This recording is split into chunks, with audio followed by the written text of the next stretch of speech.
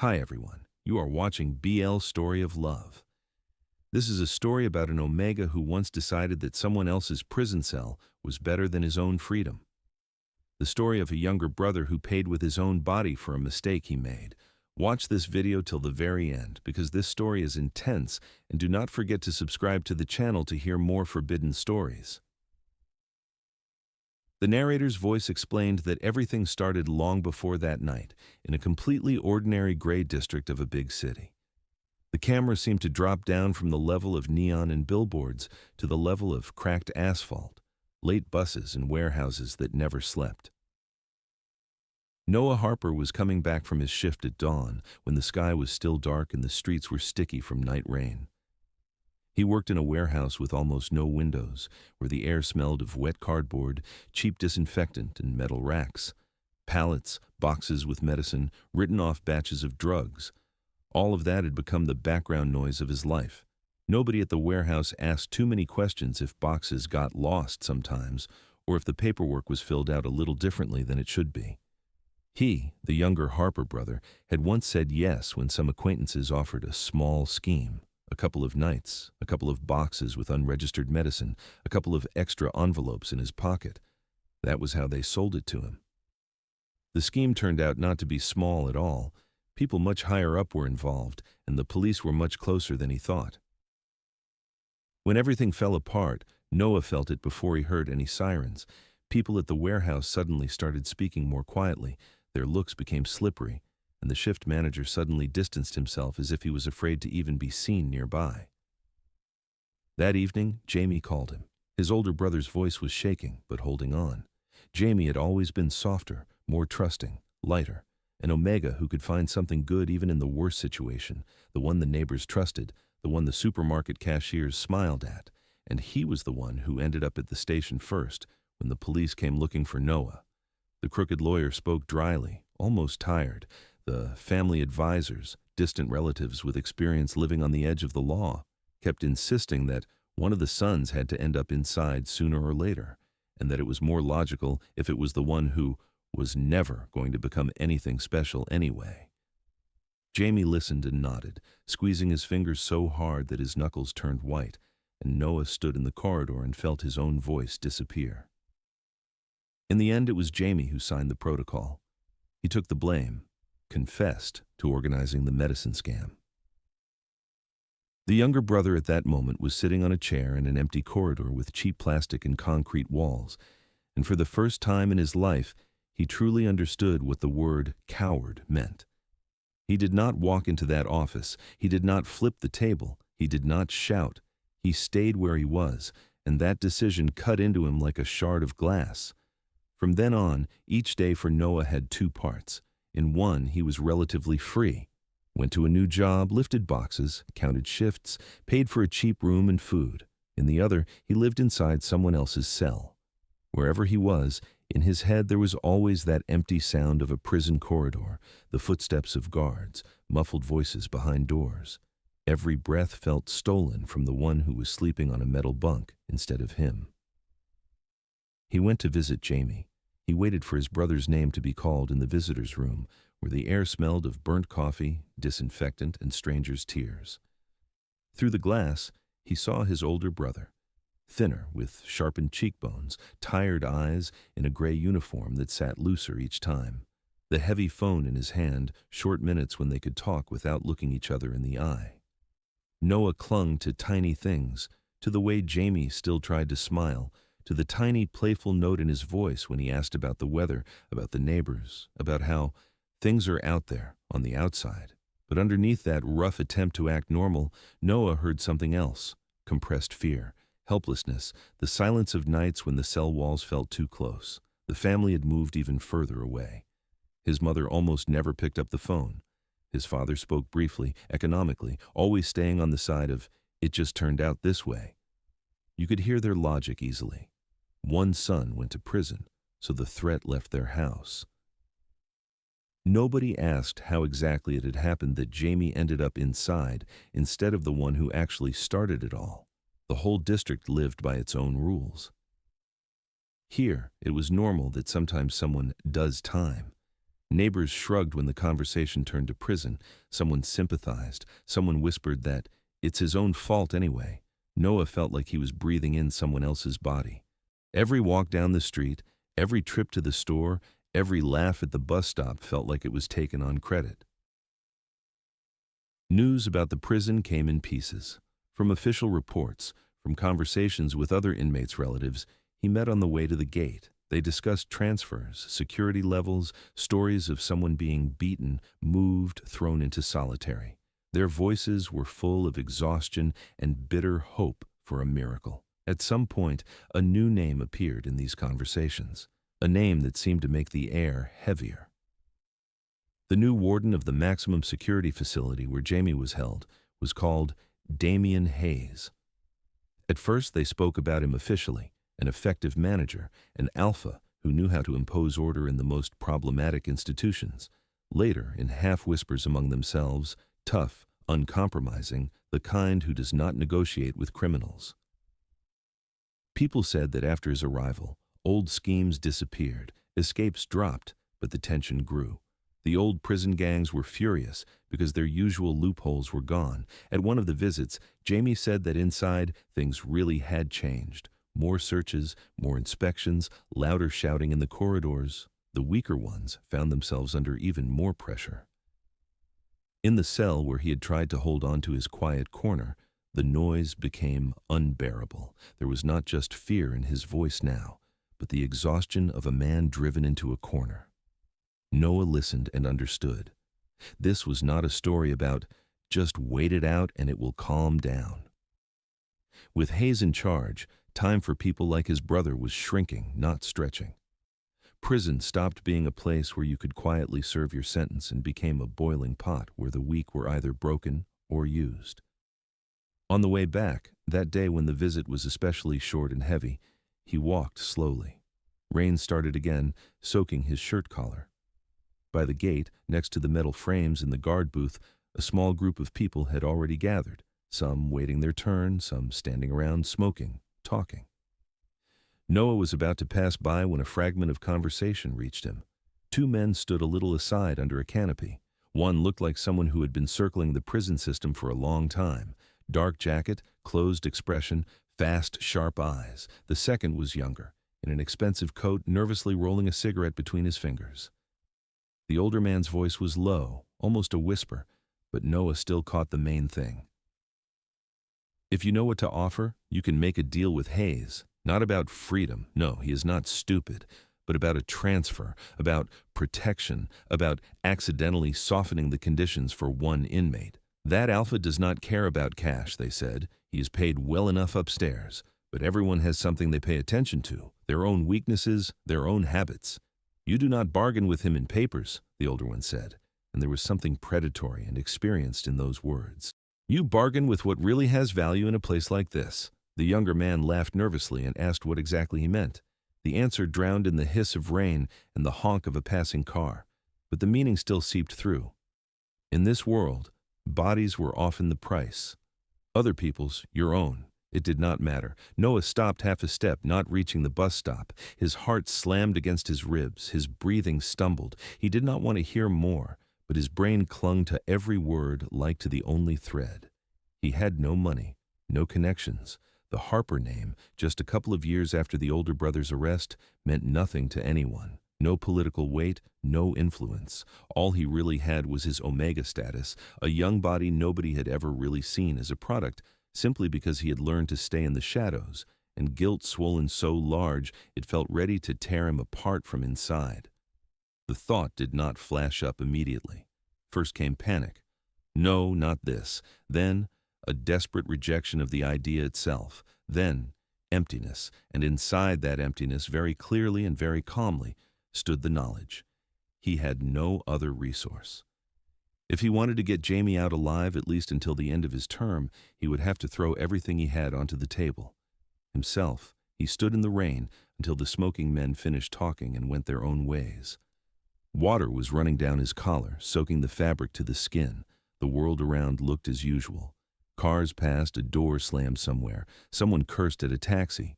For the city, it was just another wet evening. But for Noah, something inside made a very quiet but final click.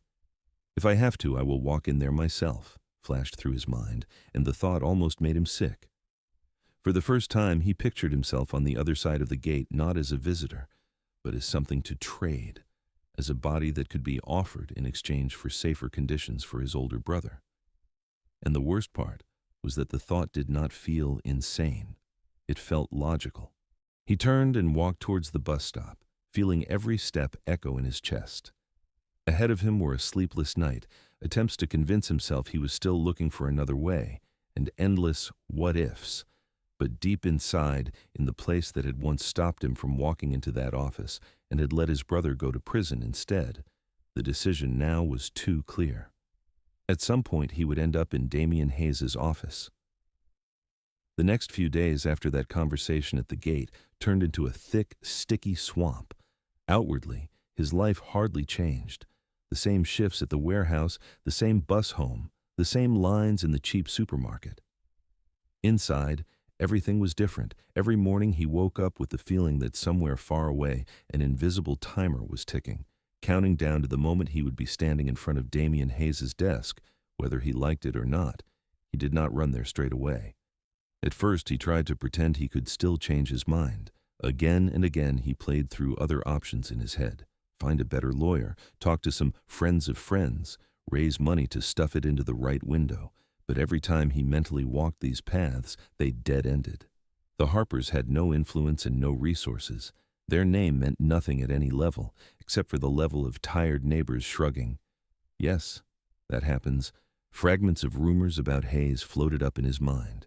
He did not even have to look for them. Prison bosses always grow legends. Some said that at his previous job he had done a cleanup, got rid of corrupt guards, but together with them removed all usual arrangements. Others whispered that he did not take cash in envelopes at all. He was too high up, paid too well officially. There was a story about an inmate whose conditions suddenly got easier after his family found a way in. Nobody could clearly explain what this way was. Those gaps in the story said one thing. Sometimes he did look the other way, if he saw personal benefit. The lack of clear rules scared Noah the most. There was no guarantee that if he offered himself, he would get any result at all. No guarantee that Hayes would even let him speak, would not throw him out of the office in a minute. But there was another guarantee, sharper and simpler. If he did nothing, Jamie would go on rotting inside a system that was getting harsher every day. He thought about middlemen for a very short time. The shadow fixers circling around prisons charged a lot even for promises. They sold air to people desperate enough to grab any straw. Noah did not want to get into that. First, he had no money even for illusions. Second, the idea of trying to get to Hayes through someone's dirty scheme felt doomed from the start. A man like that, from all the stories, did not like it when people came at him sideways. In the end, only one plan built itself inside him, clumsy but at least honest. Go straight in, not as a crying relative, but as a man who had something to offer. Yes, that offer was disgusting and humiliating, but it would be his choice. He found the address of the admin building in public sources. On the prison service website, he saw a dry line about reception hours, management structure, office locations. He picked up a few more details by listening to other visitors at the gate and asking careful questions. When the warden was usually in, which days were full of meetings, which hours were not a good time.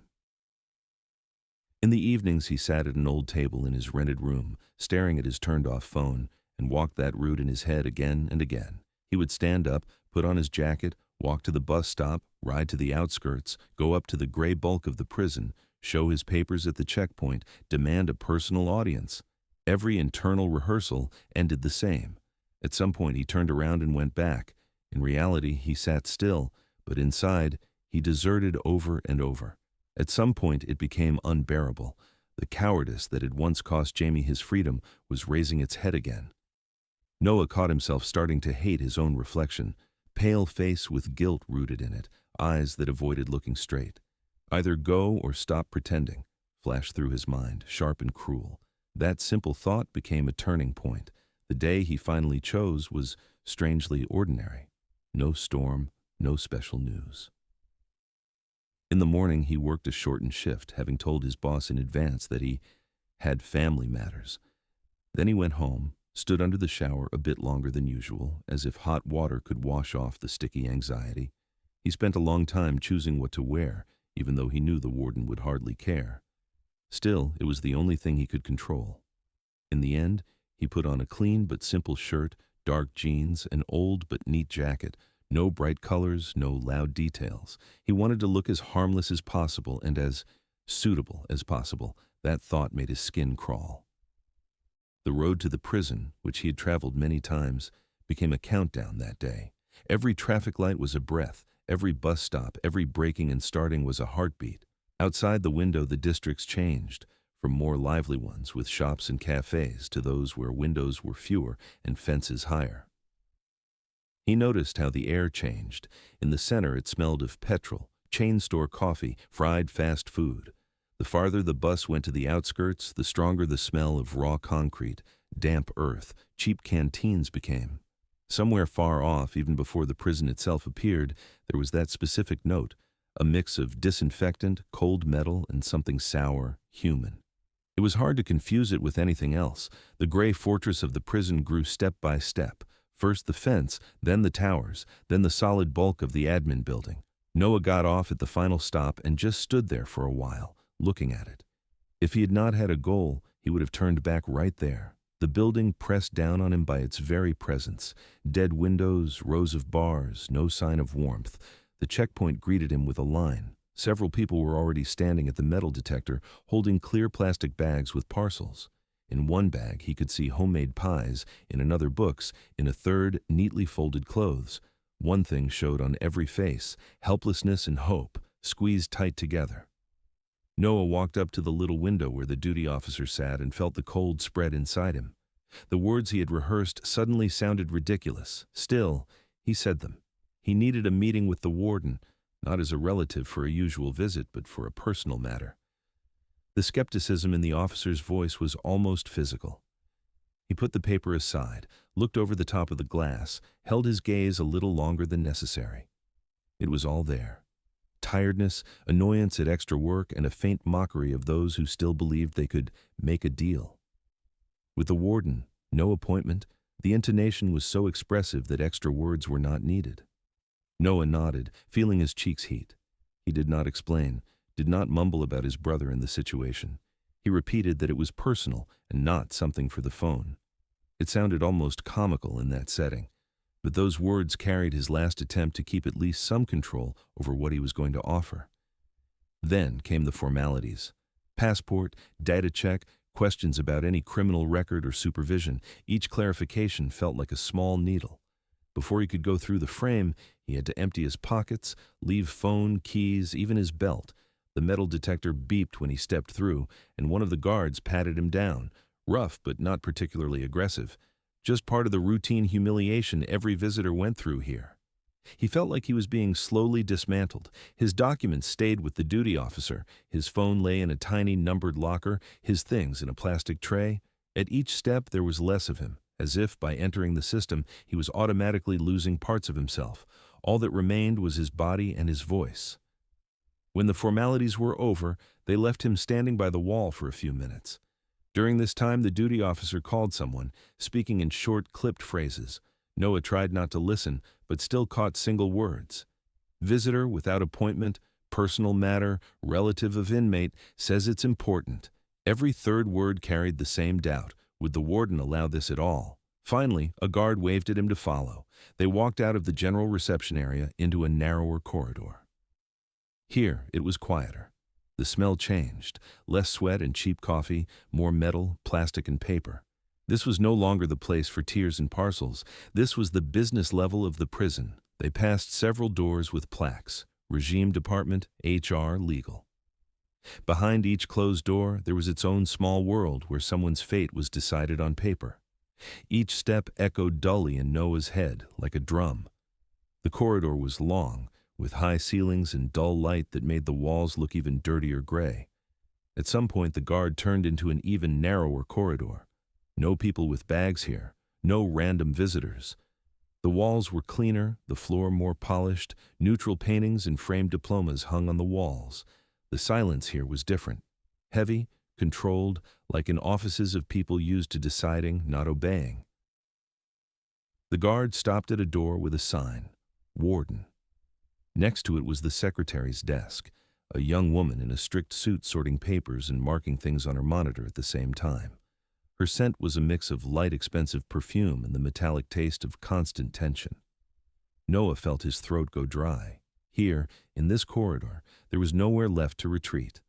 Outside, he had still had the option not to come. At the checkpoint, he could have turned back, saying he had changed his mind. Here, there was no such option. Any turn back would mean admitting defeat not just to himself, but to the system. The secretary lifted her eyes and scanned him with a quick professional look.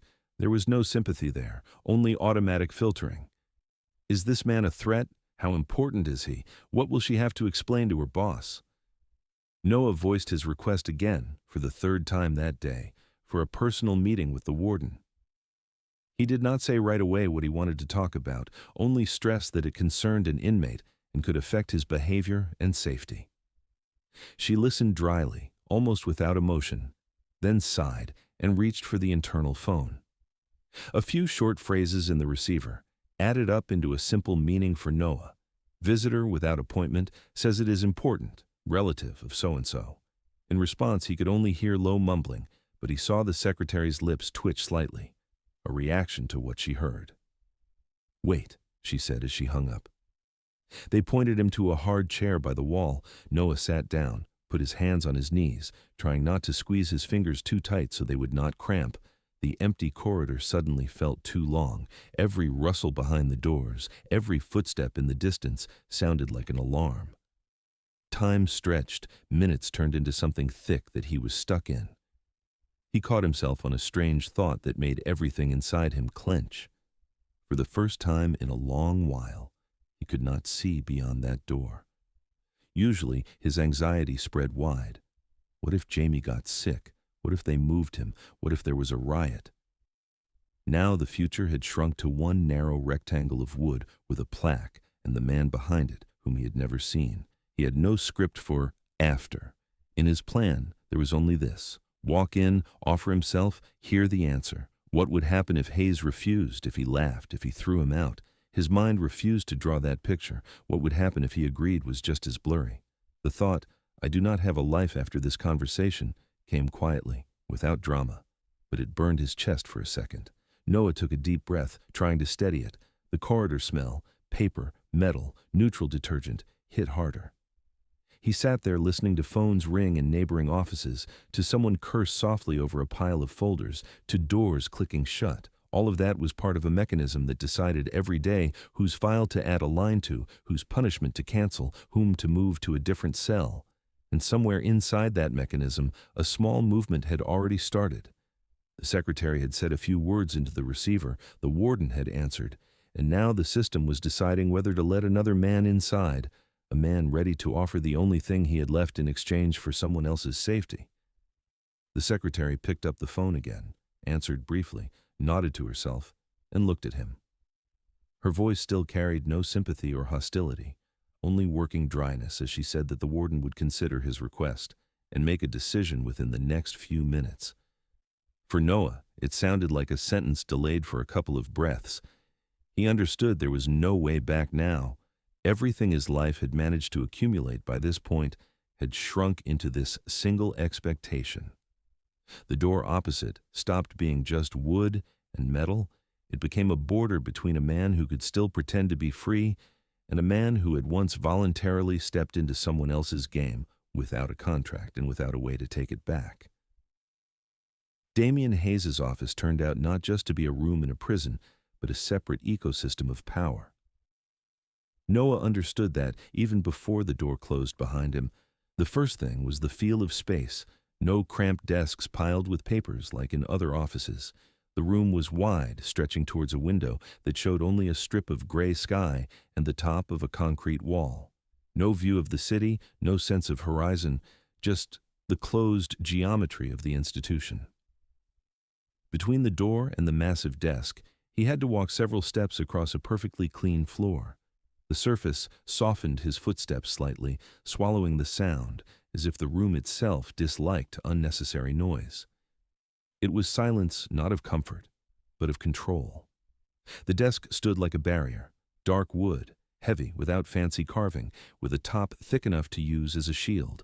On it, the minimum, a neat stack of folders, a computer, a black pen lying exactly along the edge of its holder. No chaos, no signs of normal work tiredness, everything in its place, everything saying, nothing happens here by accident. The smell in the room was different too. Not the cheap disinfectant of the corridors, and not the mix of sweat and coffee. Here, it smelled of leather chairs, metal from the weapon likely stored somewhere in a safe, and a faint note of men's cologne that was not meant to impress but still hinted at taste. Under all that, there was another layer, the dry, cold smell of documents where lives turned into lines and signatures. No family photographs. No frames with kids, no beach or mountain landscapes, no little notes from home stuck to the monitor. If anything hung on the walls, it was only official certificates, letters of thanks, a couple of neutral pictures that could hang just as well in a bank or a draft office. Hayes did not bring his life in here, only his work. The Alpha himself sat behind the desk, as if he were part of the furniture, tall, composed, with the kind of posture you do not lose years after military school. His hands rested on the armrests of the chair, his back slightly leaned back, but not in a relaxed way, in a measured way. His whole posture said he did not need to tense up because any space was already adjusting to him. His eyes, when Noah walked in, were not wild or angry. They were focused. He looked the way people look at an incoming letter they have not read yet, but have already evaluated by the sender. Important or trash. The secretary marked something in her log, walked out, her heels clicked once on the tiles, and the silence sealed shut. A short command snapped him out of his waiting state. Speak. It sounded less like permission and more like a time slot. Noah could almost physically feel that every word of his would be weighed, packed, and either thrown away or filed into the right drawer. He started with the safest thing, with Jamie, with how his brother was not coping, how things had gotten worse inside, how pressure had grown under the new warden. He talked about searches, gangs, about how gentle people were the first to break in such conditions. His speech came out dry, even rough. No pretty phrases, only the facts as he saw them. His brother's name and number sounded clearly. Hayes tilted his head a little, remembering something, laced his fingers together. Not a promise, not a motion, a working gesture. There was a short flicker of recognition in his eyes. He remembered that inmate. But from the way his voice stayed level, Noah understood that one omega in a pile of case files did not stir anything in him. Noah knew, if he stopped there, everything would go by the book. The warden would listen, give the usual line about same regime for everyone, maybe promise to look into the conditions, and then forget. So he stepped onto the ground where he did not want to be. The words were hard to pull out. His throat felt gripped by an invisible loop. He was not the kind of person who could easily imagine trading himself, even in thoughts. What he was about to offer still felt like something from someone else's dirty story, not his own. He swallowed air, tasted metal, and still forced the words out. I have nothing I can pay you with. No money, no connections. The phrase hung in the air and did not cause surprise or boredom on Hayes' face. The Alpha stayed silent, giving him room to finish. The silence pressed harder than any reply. At some point, Noah realized he could not wrap this in neat euphemisms. Any attempt to call it an arrangement or a favor would ring false, and that falseness would only make the man in front of him angry. There is only me, he managed to say at last. I can be useful. If you make sure Jamie is safe. His own confession sounded dull, like a blow against the inside of his chest. The words felt both filthy and too bare. Part of him wanted to fall through the floor from shame. Another part was just tired of pretending and ready to admit that there was no choice left. The moment he had replayed in his head on so many sleepless nights turned out to be nothing like his imagination. In his mind, Hayes had always turned into a grinning predator who eagerly grabbed the goods offered to him. In reality, it looked different. The Alpha did not jump forward. He did not ask for details of what Noah was offering. He did not smirk cynically and did not put on a show of fake nobility. He simply looked at him differently. That look was not gentle, but there was no open disgust in it either, more like a cold assessment, the look of someone trying to understand whether he is being offered something that does not really belong to the seller, or whether the person in front of him really is ready to do what he says. "Is this blackmail?" he asked after a pause, and there was no emotion or threat in the short question, only a test of motive. Noah shook his head. He felt that any excuses would only destroy the fragile balance. "It is payment," he breathed out.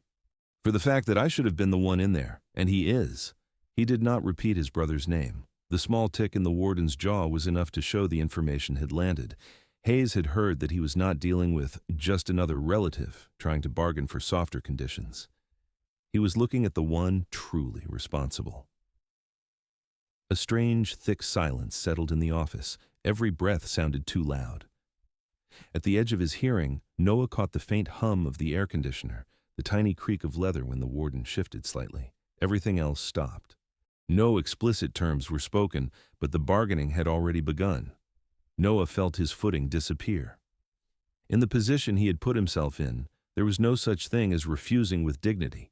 Even if the alpha said no, get out right now, the fact that the offer had been made would stay with him forever. The line had been crossed. Hayes, for his part, did not look like a man enjoying this power. He was dangerous. That could be felt in Noah's spine, but dangerous in a different way, like someone who was used to controlling any space he walked into.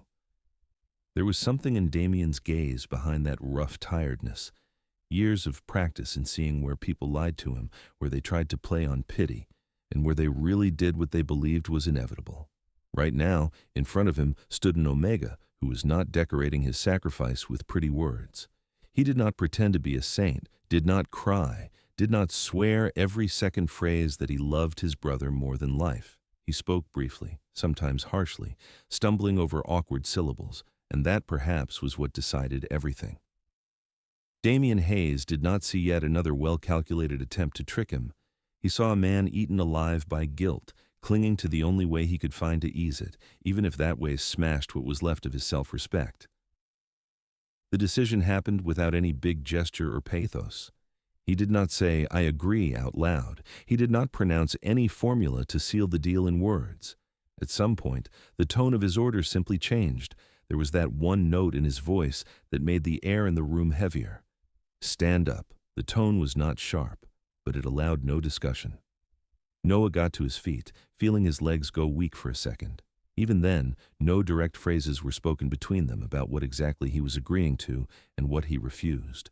But from the way Damien walked around the desk, from the way he came closer, into that distance where the other man's scent becomes part of your own breathing, everything was clear.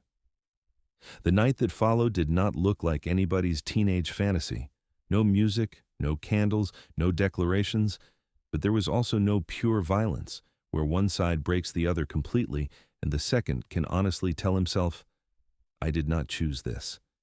It was a collision of two adults, each using the kind of power he had at hand. Damien had power over the space, over the regime, over the fate of the inmate whose name was already lying somewhere in a folder on his desk. Noah had power over his own body and over his ability to say yes or no right here, right now, without shifting responsibility onto circumstances. His yes never sounded out loud.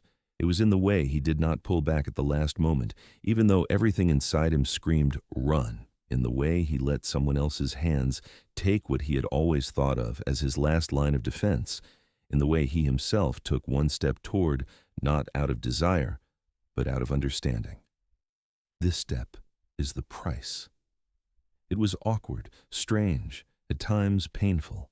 Not only physically, his body would have coped with that. The pain came from deeper, from the point where his idea of himself as a person who would never sink this low finally cracked. Damien was not gentle, but he was not a sadist either. He did not humiliate Noah with words, did not underline his dominance, did not ask how many people there had been before him, did not try to turn this night into a demonstration of how a real alpha takes an omega. At some moment, he even spread his hand slightly, as if silently admitting that he too was stepping over his own line. He had to pay as well, not with his body, but with the inner part of himself that had spent many years building a clear border. With inmates and their families, he did not make personal deals, not because he was overly moral, but because he knew too well what such deals led to. Tonight he crossed that border consciously. The scene, stitched together from the simplest actions, a door locked with a key, a holster taken off, a phone switched off, stayed with Noah as something he could never talk about. It was not a romantic episode, not the kind of memory you recall with a soft smile. But he could not call it rape either, though he might have had every right to. His yes had been torn out of his guilt, fear, and love for his brother, but it still belonged to him. Morning came without any cinematic cue. Pale light filtered into the office through the blinds, making the walls look even grayer. The air was heavy, but slowly returning to normal. The smells of the night were fading into the standard set: paper, leather, coffee that prison administrators started their day with. Noah put himself back together slowly. Every movement, buttoning a shirt, picking his jacket up from the floor, straightening the collar, felt like part of some new ritual mask he had to put on in order to reach the exit. In the mirror he happened to catch, he saw a man whose face said nothing. No pride, no burning shame, only exhaustion. Damien looked as if he had simply worked a night shift. His movements were precise, his voice back to businesslike. When he spoke about Jamie, the tone did not change. "Someone will keep an eye on him," he said dryly. "I am not going to promise anything special. But he is not going to be crushed unless he walks under the press himself." For the bureaucratic system, it sounded like a tiny adjustment to one inmate's regime. No miracles. The sentence would not get shorter, walls would not disappear, the conviction would not go away. Only the constant risk of being beaten in the showers or disappearing into a disciplinary block would go. For Noah, that small thing was everything. He nodded, not trying to drag out any extra guarantees. He understood that this short, restrained phrase was the maximum a man like that ever voiced. Everything else would have to be trusted or checked over time. Leaving the office, he walked past the same desk, the same secretary, the same doors, the same corridor, the same echo of his steps. But inside, he was no longer the person who had walked in an hour earlier. At the checkpoint, they gave him back his phone, his belt, the small things from his pockets. The plastic token that had held his belongings all night clattered on the counter.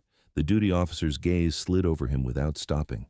For the prison, he was just another relative who had maybe been promised something. Such people came and went every day. Only Noah knew what he had left there and what he had taken with him. On the bus ride back, the city looked unnaturally bright. Billboards, people with shopping bags, traffic noise, all of it felt foreign. He stared at the dirty window, seeing his reflection over the passing scenery, and understood that he would never be able to explain what had happened to anyone in the world. Any attempt would sound either like cheap tragedy or like a filthy rumor. He was going home, formally still the same Noah Harper who had stepped off the bus on his street that morning. But inside, there lived a different man now, the one who had once put himself and his brother on the scales and chosen who to leave in the cell.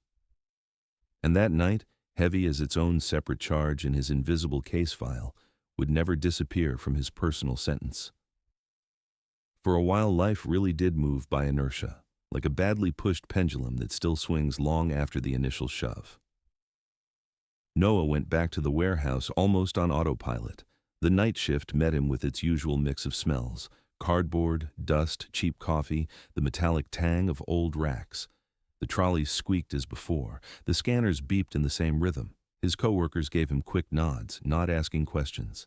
To them, he was exactly the same as always, a quiet omega who kept out of other people's conversations and did his share of the work.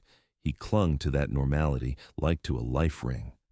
The more his hands did familiar mechanical actions, the easier it was not to think. Stack boxes on pallets, tick off invoices, scan barcodes, shift cargo to the right row, anything, as long as he did not return to the heavy office door in his memory and the night he had already cut into his mind as separate, silent frames. He went back to the prison for the first time a few days later. The road felt the same, but every part of it now carried new meaning. He looked at the rusty fences along the highway, at the gray outline of the walls, and could not shake the feeling that now there was a connection between this place and his own body, a connection he could not see or touch, but felt like a thin, wire-taut line. Jamie met him in the visiting room with the same tired look, but something in him had changed. There was a cautious ease in his movements, like in someone who, for the first time in a long while, did not expect a blow every minute. He spoke a little calmer. His shoulders were not locked in permanent defensive tension. Between the lines, Noah heard the main thing. The guards had stopped taking out their irritation on him. The meanest inmates had suddenly backed off. Coming at him had become dangerous because someone upstairs was watching. Hayes had kept his side of the invisible deal. That made it both easier and harder. Easier because the purpose of that night had become tangible. Harder because now his guilt was mixed with another unbearable feeling, gratitude to a man Noah did not want to associate anything bright with. Time thickened. Work, roads, rare visits with his brother, lonely evenings in his tiny flat whose walls were soaked in the lives of other tenants. Upstairs, someone was always yelling. Downstairs, someone always had music on. Behind a thin wall, a child cried. Noah listened to it all as background noise overlaid with his own silence. The first signals from his body he took as more stress, constant exhaustion, as if he was unloading trucks, not small shipments. Sleep that did not bring rest. He fell into darkness and woke up with the feeling he had not slept at all. A tight knot settled in his stomach, and no tea or simple pills helped. Sometimes, right on shift, the dry smell of cardboard sent a wave of nausea crashing over him, and he had to break schedule, hide in the restroom, and breathe through clenched teeth not to throw up. At first, he blamed his nerves.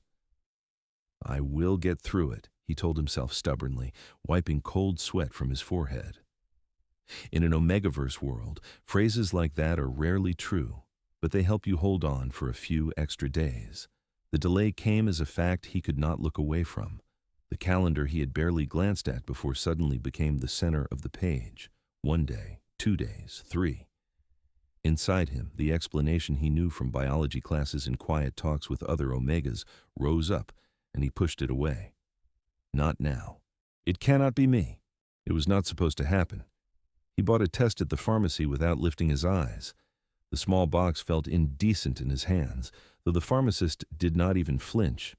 At home, his hands shook so badly he almost dropped the plastic stick into the sink. 2 lines appeared quickly, bright, leaving no doubt. "No," he breathed, as if denial could erase the chemical reaction. But the white strip with the pink bars lay on the edge of the sink like a verdict, and did not plan on disappearing. The next days passed in a state of detached mechanism. He made an appointment at a clinic himself, choosing one far from the prison and the warehouse, where the chance of bumping into anyone he knew was smaller. At reception, he filled in forms, his hand moving automatically, ticking the boxes.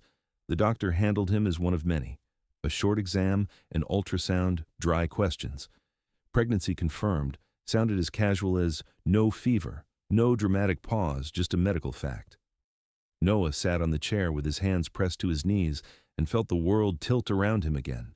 Then came the standard questions. About the term, about the rough date of his last intimacy, about a partner, about support. He caught individual words, but they floated in the air, refusing to form into meaning. On the word partner, something inside him jerked painfully. Saying, "I do not have one," was easier than explaining that his partner was a prison warden and there had been one night of bargaining. The doctor did not press. He noted something in the file, calmly explained the options: observation, regime, possible risks. For the system, it was a typical Omega pregnancy without a registered alpha. Not the first, not the last.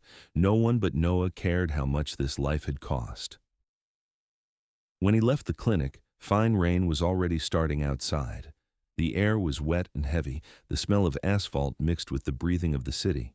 In his hands he held a thin folder of tests, a few sheets of paper that had just officially turned him into someone else, not just an Omega who had paid with himself, but a future parent who had never really chosen this. At home, he stopped in front of the small mirror in the hallway that he usually used only to check how tired he looked. Now his gaze sank into someone else's eyes. His face seemed paler than usual, the shadows under his eyes deeper.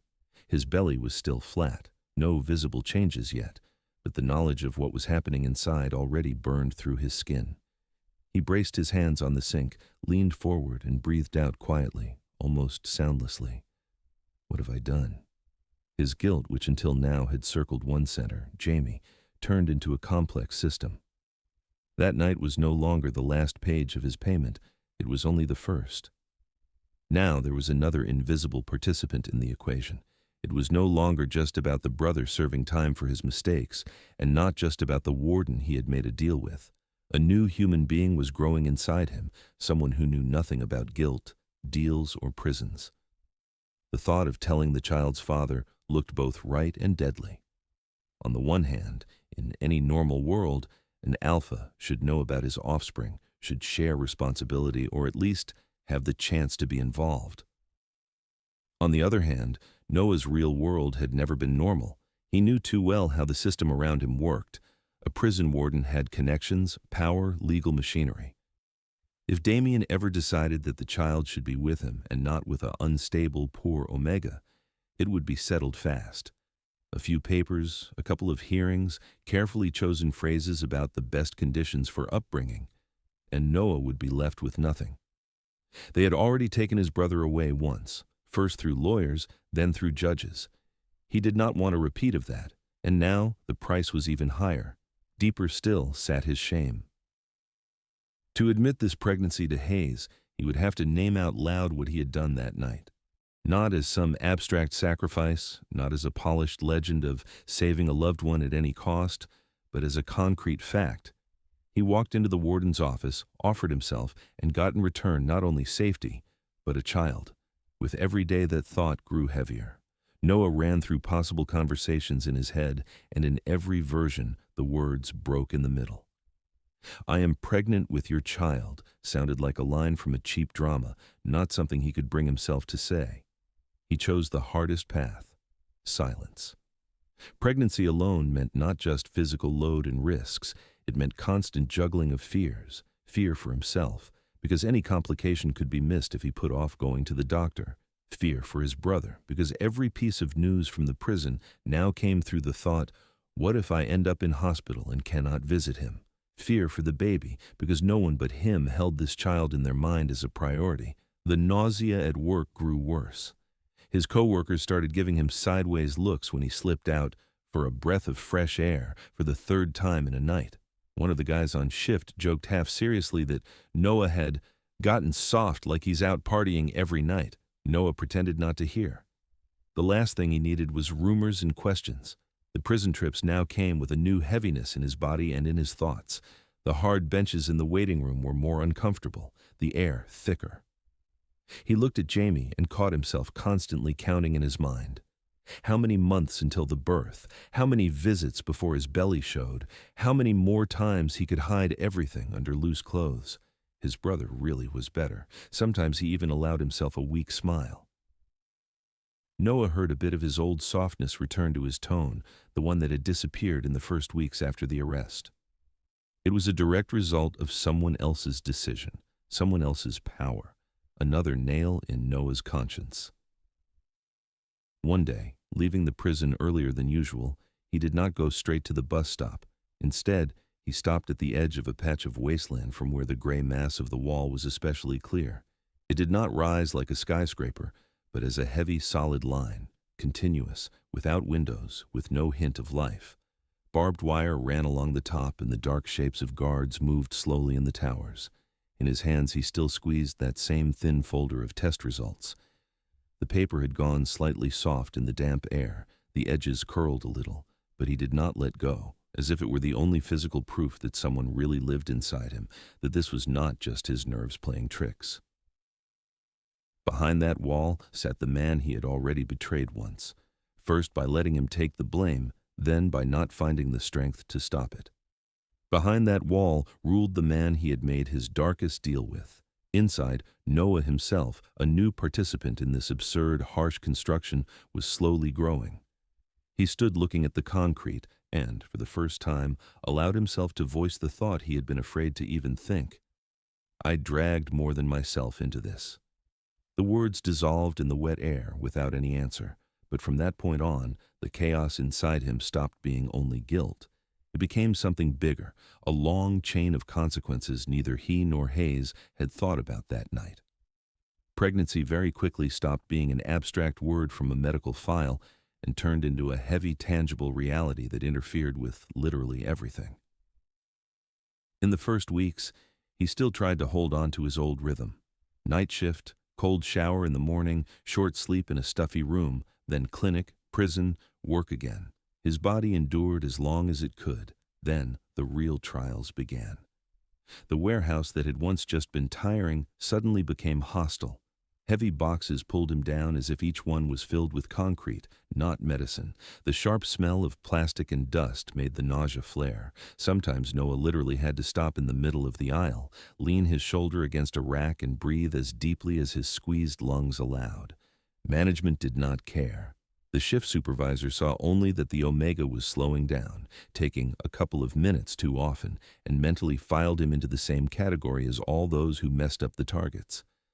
There was no hate in his look, just the tired, irritated skepticism reserved for problem staff. Noah said nothing about the pregnancy. It only took hearing a few half-joking remarks in the smoking area about Omegas who get pregnant on purpose to go on benefits for any desire to share to vanish. He kept his mouth shut, endured the pulling ache in his lower back, the double vision, until the day when he bent over a trolley so sharply the world blurred. Not now, flashed through his mind when the floor seemed to shake and the sounds of the warehouse turned into a dull roar. They dragged him outside, sat him on a chair, splashed water in his face, and to avoid trouble, made him sign a form saying he refused an ambulance. Not because they cared, they just did not want inspections. After that day, the doctor at the clinic stopped limiting himself to general advice. He looked at the numbers, at Noah's pale face, at his clenched hands, and said what Noah had been avoiding hearing out loud. In this regime, he was risking not only himself, but the baby. Stress, night work, lifting weights, constant trips to the prison, all of it added up to a picture where the ending could be very bad. The words, "You could lose both the child and yourself," lay on him like a heavy slab. That sentence followed him all the way home. On the bus where someone loudly discussed football, on the stairs where a neighbor yelled into her phone, in his small room that still smelled of cheap paint and washing powder. He sat on the edge of his bed without taking off his shoes and stared at one point for a long time, feeling the faint movement under his palm. Until then, he had held on to one image. I will manage alone, like always. Work until the last day. Ask no one for help. Show no weakness. Depend on no one. The doctor's recommendations shattered that picture. For the first time, he clearly saw that his stubbornness was no longer strength. It had become a direct threat to the one he had sworn to protect the moment he felt the first kick. The choice ahead was disgustingly simple and cruel.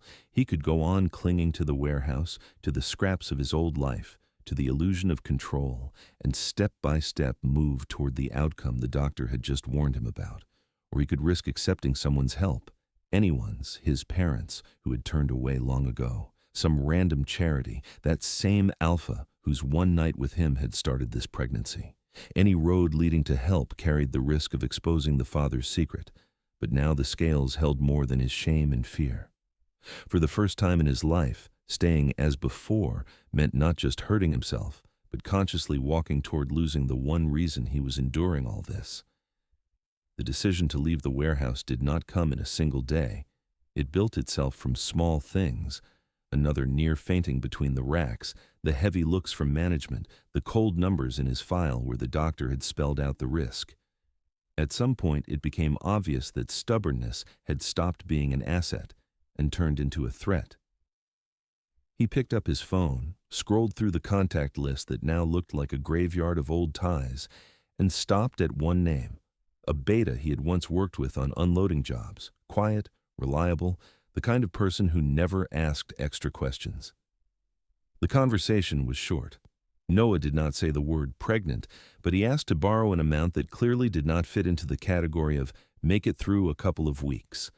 There was a brief pause on the other end, then a simple, Pay me back when you can. No conditions, no written IOU. That money became his last bridge to a safer life.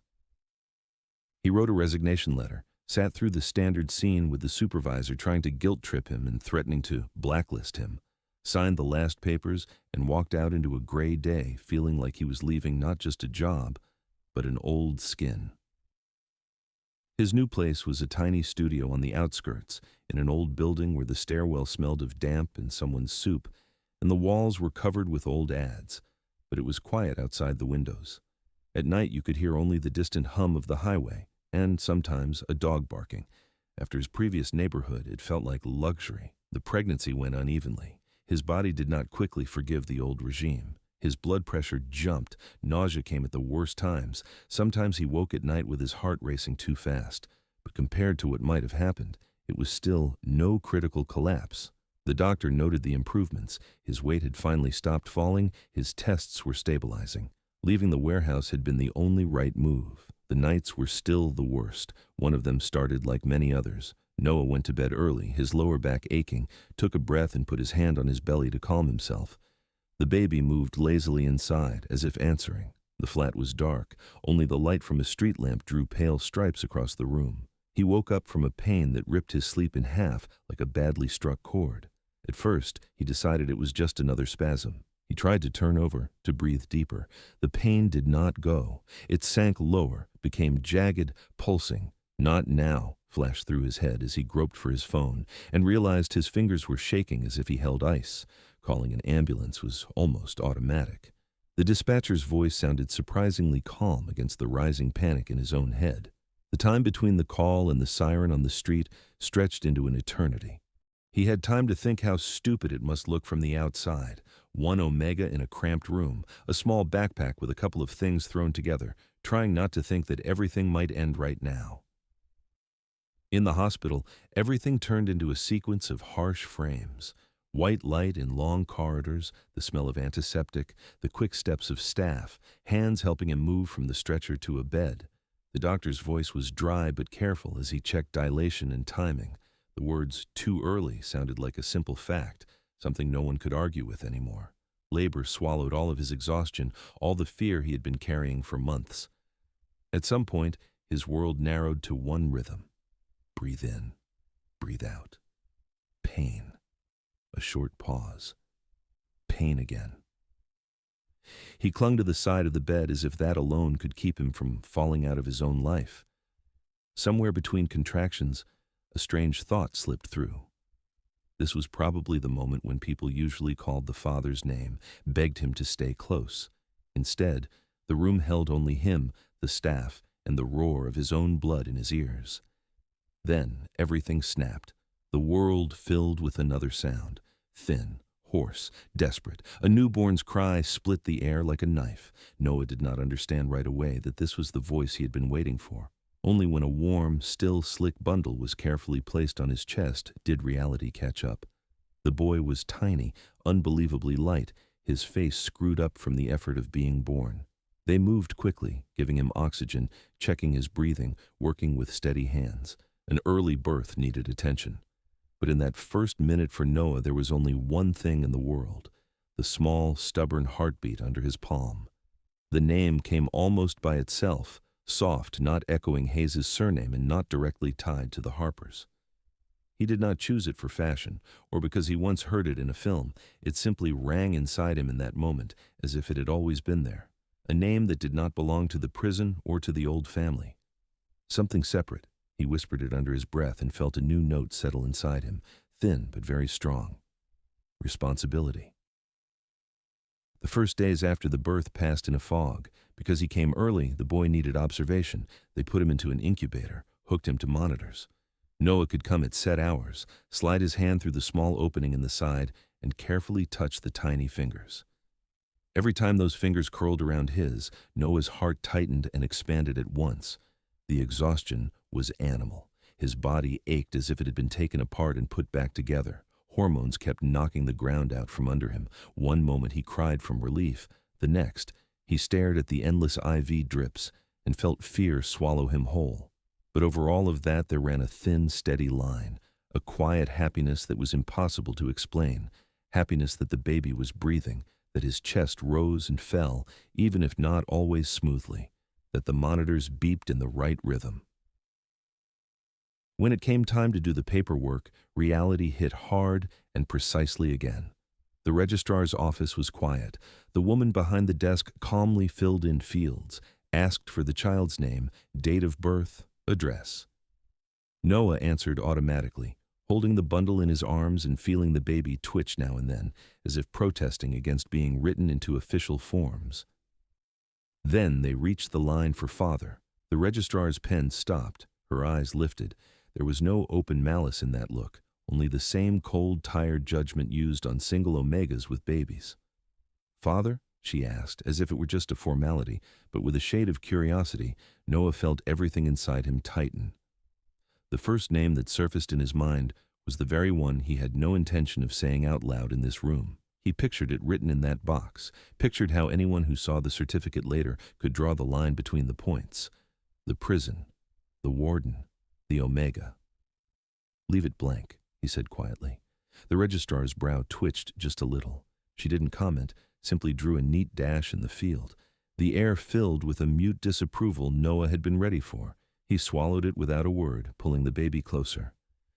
Let the world see him as irresponsible. Better that than hand over a truth that could be turned into a weapon. He did not tell the doctors more than he had to either. When they asked about a partner, he dodged, "It's complicated. No contact. I'm raising him alone." The staff had seen this pattern many times and did not try to dig. What mattered was that he showed up for checkups, followed instructions, and didn't refuse help. Life with a newborn outside the hospital walls turned out even harder than he had imagined. Every night broke into short segments, feeding, changing, trying to sleep a little before the next cry. Any sound in the hallway threw him upright from the mattress. It always seemed that someone would come any moment, say there'd been a mistake, that the child was being taken away, that the system had decided differently. He watched the baby's breathing constantly. He could wake from pure silence, lean so close he felt a soft, warm exhale on his own cheek, every time the relief hurt almost physically. Money vanished faster than the formula in the bottles. Noah learned to save on everything except medical visits and the baby's basic needs. He spent almost nothing on himself. Some dinners were just a packet of cheap noodles, but the box of food for the boy was full. Contact with Jamie in these conditions became rare and painful. Before, he could afford more visits, giving his precious days off to the ride back and forth. Now, every trip needed planning. There was no one he truly trusted to leave the child with, and no close people willing to help. A few times he went to the prison alone, leaving the baby with a neighbor he barely knew for a couple of hours, gripping his phone in his pocket and checking the dark screen every minute. At visits, he felt Jamie's searching gaze on him. His brother sensed that something had changed. Noah talked about the new place, about holding on, about trying to fix work. Every now and then a phrase slipped out about having someone to think about now, but he never said it straight. The urge to show his brother his nephew hurt almost physically. He pictured Jamie's eyes lighting up at the sight of that tiny face. Pictured a new meaning appearing in his hands, the kind of meaning that prisoners behind concrete walls lack so badly. But each time he mentally walked that path, another fear rose. Any extra detail in their story could draw the attention of people who should not know there was one more vulnerable person in their family. He chose fewer, more carefully planned visits. Tried to come on days when, according to rumors, the prison was calmer. Hid his new role behind loose clothes, scrubbed any hint of the child out of his conversations. It felt like living in two parallel realities with no bridge allowed between them. Meanwhile, Damian Hayes lived his own life, a life Noah preferred not to think about, though the warden's name surfaced now and then in the news. While the camera of the story followed an Omega changing diapers and falling asleep in a chair by a crib, another camera in another world watched different processes. Hayes was still cutting away old schemes. One by one, he pushed out corrupt staff, rewrote schedules, shut down illegal supply routes. His voice in offices stayed hard and uncompromising. To outside observers, he was the same cold alpha who kept order at any cost. The night with the Omega did not come back to him every day, but it never vanished completely either. Sometimes late in the evening, when the corridors of the administrative block were empty and only the emergency lights glowed above evacuation plans, he caught himself not remembering details, but the fact itself, the line he had allowed himself to cross. Before that, he had always been proud of never using his position for personal gain in that way. Contact with inmates' families, offers, hints, it was all part of the job. He cut them off before they turned into words. This time, it had gone differently. There had been too much raw honesty and too little calculated cynicism to just dismiss it. He never looked for Noah. He didn't ask staff, didn't check logs specifically, didn't try to reach out through side channels. In his head, their agreement remained a one-time deal, sealed without signatures. He had used his influence to protect an inmate. The Omega had paid with what he had. Each side had taken its part. That was it. In rare pockets of quiet, that it stung like a tiny needle, not regret over the fact itself, but a feeling that something in the scheme remained open. But his working day, reports, and internal conflicts drowned that sound. There were too many live problems to keep one night in focus. For Noah, that same night had become a starting point, the source of a new life and of daily hidden fear. Every time the baby reached for him with small hands, he felt two layers inside him at once, dark guilt over how this life appeared, and a bright, almost unbearable gratitude that it existed at all. Two men lived with the same memory, but carried it differently. One was sure he had put a period there. The other understood the story had only just started gaining weight, and the viewer could already see the lines they were trying to keep apart would inevitably cross. The crisis in the prison did not start with an explosion. It crept in through tiny shifts, strange coincidences, the sense that the usual cruel order had begun to sound off-key. Jamie Harper felt it before the guards started whispering. The air in the corridors had changed. Where once the hierarchy between local bosses, quiet inmates, and staff was rigid and clear, there was now a tension like static before a storm. Chairs scraped louder in the cafeteria. Laughter at the back tables grew short. Eyes became more watchful. One of the influential inmates was known to everyone, even those who had never dealt with him directly. An alpha with a long sentence, the man around whom gray supply schemes, territory deals, and unwritten pacts between guards and thieves had revolved for years. He had been part of the old balance, dangerous but predictable. When they found him dead in his cell, the official version appeared far too quickly.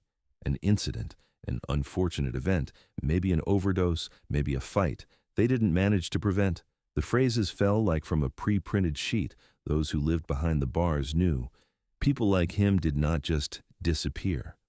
The department started to bustle. A commission arrived, neat, pale people in nearly identical suits with identical folders. They walked the corridors, asked the same questions, made notes. For them, the death was a convenient chance to show active work. They needed a culprit, fast and clear. A convenient culprit looked like an Omega with a previous conviction for illegal medical schemes. Not aggressive, not tied to big gangs, but already marked in the system as a problem. Jamie Harper fit the logic of those who saw the prison as lines on a report page, not through bars. An Omega who could snap. An Omega easy to break and parade as an example. Rumors spread long before the official papers. Jamie first heard it from a cellmate who came back from questioning with empty eyes and a squeezed-out voice. Then, from a guard who yanked him out for a search a little too sharply. Every phrase, every look carried the same subtext. Someone upstairs had already picked his name. Damian Hayes saw the imbalance in the numbers. His world delivered information through reports, memos, and calls from the department. After the death of the prison alpha, he got not one, but several calls. Polite, insistent voices asked about control, about reputational risks, about the possibility of quickly identifying those responsible. The files on his desk were already building a convenient shape. Old notes that the dead man had complained of pressure, statements from two inmates who suddenly remembered seeing Jamie nearby, summaries where every small violation by Harper over the last months was underlined. Too many coincidences, too neat a picture. Hayes knew how to work with pressure from above. He had been in his chair long enough to tell when orders came from real concern and when from the desire to close a scandal with a nice number. This time he felt the second, At the same time, he felt his own position grow less stable. New faces appeared in the administrative block. Auditors sent for internal review walked into offices without knocking. They checked visitor logs, internal reports, even camera footage, hopping over the usual approvals. Some instructions arrived through the internal network stamped "Execute immediately," without his signature or input. The tone of phone calls shifted. Where once he heard "We trust your methods," now he heard an unspoken "You own this mess." Between the lines, "If you do not solve this, someone else will take your place and solve it another way." One of the first documents that smelled wrong to him was a request to transfer several inmates to another block, the one wrapped in dark rumors. Officially, a special regime, in fact a place used to break people who got in the way. Among the names was Jamie Harper. Damien remembered that name too well, not only from the file, but from that night, saved in a separate locked folder in his mind. The Omega who had come not to beg, but to make a deal with no illusions. The inmate he had, against habit, continued to track in reports almost mechanically, just to see that the system didn't crush what he had promised. Now, someone above wanted to turn that very inmate into the scapegoat. He tried to push back within his authority. He launched internal checks, asked for detailed timing of the death, compared door logs and movement records. The numbers didn't line up the way the department wanted. Harper physically couldn't be in the right place at the right hour, but the reports moving upwards ignored that. He tried to resist more openly.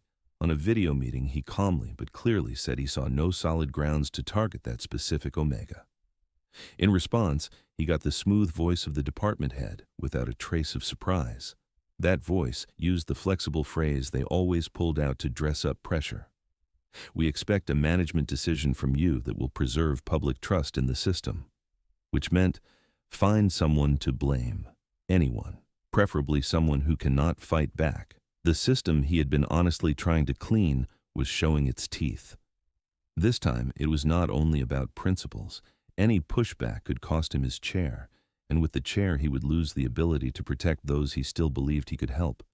While Damien was step by step trying to balance conscience and duty, news seeped outward slowly.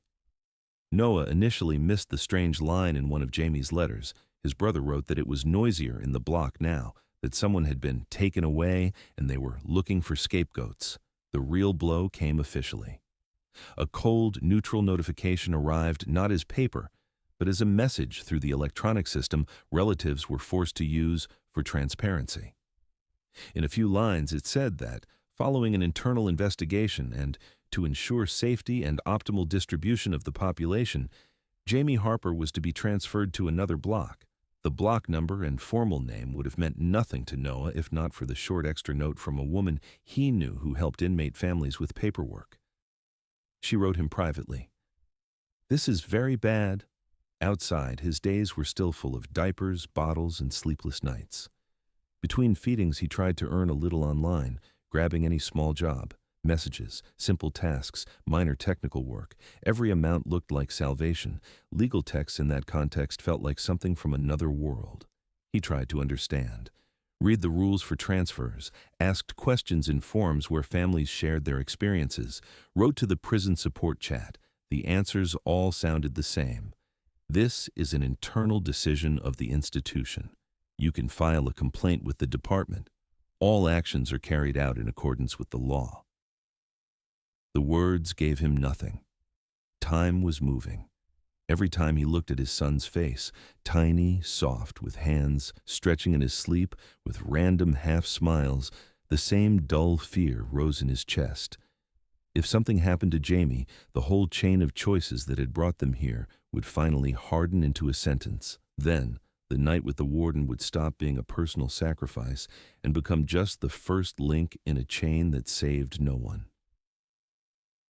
He didn't want to go back to the prison. Even the thought of walking through the security gate again, of feeling the guard's eyes on him, made him sick.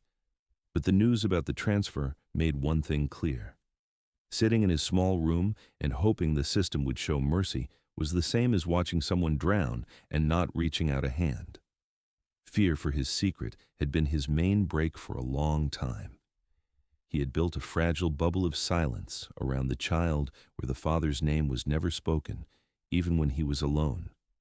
To pierce that bubble would mean letting into their lives a man who had, by status, the power to do whatever he wanted with them.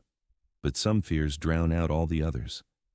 The decision came at night when he sat on the floor by the crib and listened to his son's even breathing. Somewhere in the flat, a draft whistled faintly. Rain rustled against the window. His phone blinked with the same unread notification about the transfer. He caught himself whispering the same phrase over and over while the baby slept. If something happens to Jamie, I won't survive it. Something inside clicked. It became clear he was not choosing between safety and safety, but between acting and doing nothing. The secret of the child's father stopped being just a threat and turned into a possible tool, the only one he had. The decision ripened slowly, but once it did, it felt as heavy and inevitable as gravity. He understood the price. If he showed up at the prison gates with a baby in his arms, Damian Hayes would see not only a former one-night partner, but living proof that what happened between them had not ended that night. He understood that by taking this step, he was handing the alpha a piece of his life he had been guarding with everything he had. But imagining his brother being sent into that block where people were broken was even worse. He got ready without drama, a small bag with baby clothes, documents, a bottle, a blanket. The child, sensing the tension, was unusually quiet, clinging to him and breathing against his neck with warm, uneven breaths. Noah checked everything once, twice, 3 times. He caught his reflection in the dull mirror by the door. A worn face, deep shadows under his eyes, the look of someone who had had to become brother, parent, and lawyer far too early. The road to the prison seemed longer than ever this time. The bus rattled, the windows fogged. Passengers stole quick looks at the man with the child, some with pity, some with annoyance. Outside, the usual city turned into industrial outskirts, then into wasteland, fences, scattered houses. The prison rose ahead, the same gray fortress as before. Nothing outside had changed. The same towers, the same wire fences, the same brown block of offices. Only what he carried had changed. At the gate, the usual flow continued. Inmates being let out, families leaving, someone crying, someone arguing. Guards shouted to each other, checked lists. In that noise, he felt like an extra piece in the wrong puzzle. But that feeling only underlined the truth. His past and present had met at one point in space. He stood there holding his son so tightly against his chest, as if the baby were his only shield from all this metal and concrete. Inside, everything compressed into one thought.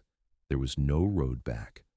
Ahead lay the security post, the inner yard, the warden's office, the man for whom this meeting would hit like a stone into carefully still water. The chapter froze on that frame. The Omega who had once come here alone, now returning with a child. A living proof of that old deal. The gates, a heavy construction of metal and bars, slowly sliding open. The meeting with Damian Hayes was no longer a question of if, only of when. The return to the prison did not begin with the heavy gates, but with the glass window at the entrance, behind which sat a tired beta with smudged makeup. She took his documents automatically, glanced at Noah, then at the baby in the sling, and, without comment, started typing his data into the system. For her, it was just another line in a long shift. For the system, it was a new signal. The Harper name was already in the database. Behind it trailed a chain, relative of inmate, several visits, occasional calls to the family office. Now the profile gained a new note, Omega with infant, request for the special visiting room. A few clicks, the passport scanned, a tick in the child under 1 year box. On most days, this data would just sink into the general mass. But the prison had been under audit long enough that any unusual combination of flags lit up red for security. The system automatically generated a report, change in status of relative of inmate Harper Jamie. Omega, presence of infant, long gap in visits, renewal of contact. In the admin block, that report did not get lost in the paper dust. One security officer, the kind who over the years had learned to separate real details from empty stats, ran his eyes over the list and paused on the familiar surname. The Harpers had sat in a strange corner of his mind for a while, a too quiet Omega inmate with almost childlike eyes, and a relative who first came often and then suddenly stopped. The note, "accompanies infant," hit especially hard. In combination with Noah's gender and status, the line looked less like everyday life and more like a key to a story no one had tried to read. His loyalty to the warden was not romantic. He had seen Hayes shield staff from filthy orders, seen him pull people out when the system meant to chew them up. That was enough to make him press a few extra keys. He generated an internal alert and sent it straight to Damien, skipping intermediate levels. He added a short comment. "Harper's relative is back. Omega, with infant. You marked him before." When the alert popped up on one of the screens in the warden's office, Damien was reading yet another directive from the department about the investigation. Numbers, phrases, stern lines about zero tolerance blended into gray noise. The blinking light of the internal message caught his attention almost physically. Harper was one of those rare words that did not dissolve into statistics. He opened the attachment and saw the list: Noah's name, Omega, past visits, a gap of several months, a new entry, and the clear line, "accompanies infant special escort." Something inside flickered sharply, like a muscle that hadn't been used in a long time. His mind automatically began to assemble the puzzle. The night he had so carefully avoided thinking about, not because he had forgotten, but precisely because he remembered too well. The Omega who had come without self-deception. The time that had passed since. The dates of Noah's first visits. The date he disappeared from the logs. The blank months. People who spend years running high-security intuitions think in arithmetic whether they want to or not. Weeks between events, average Omega pregnancies, risk windows, recovery times. All those numbers lived in Damien's head the way lyrics live in someone else's. They lined themselves up into the only possible answer. He shut his eyes for a second, as if trying to steal one more breath before accepting it, then opened them and acknowledged reality. That night he had filed away as finished had not ended in his office. It had gone on, into a small rented room, into someone's body, and now into a child the system dryly labeled infant. Somewhere downstairs, at the gate, stood the Omega he had not seen in months, with a baby in his arms. In the same building he controlled down to the centimeter, and at the same time no longer controlled at all when it came to his own private history. While Damien stared at the screen, Noah was going through the same old humiliation. The line at the entrance moved slower this time. People stepped away from him not out of respect, but from discomfort. A man with a baby in a prison queue always looked out of place. Some whispered to each other, some turned away, some stared at the sling and blanket as if trying to find a reason for him being here. The security rules were the same for all. Metal detector, tray for personal items, questions about phones and banned objects. The baby squirmed when they asked Noah to lay him on the side table for a second and walk through the frame alone.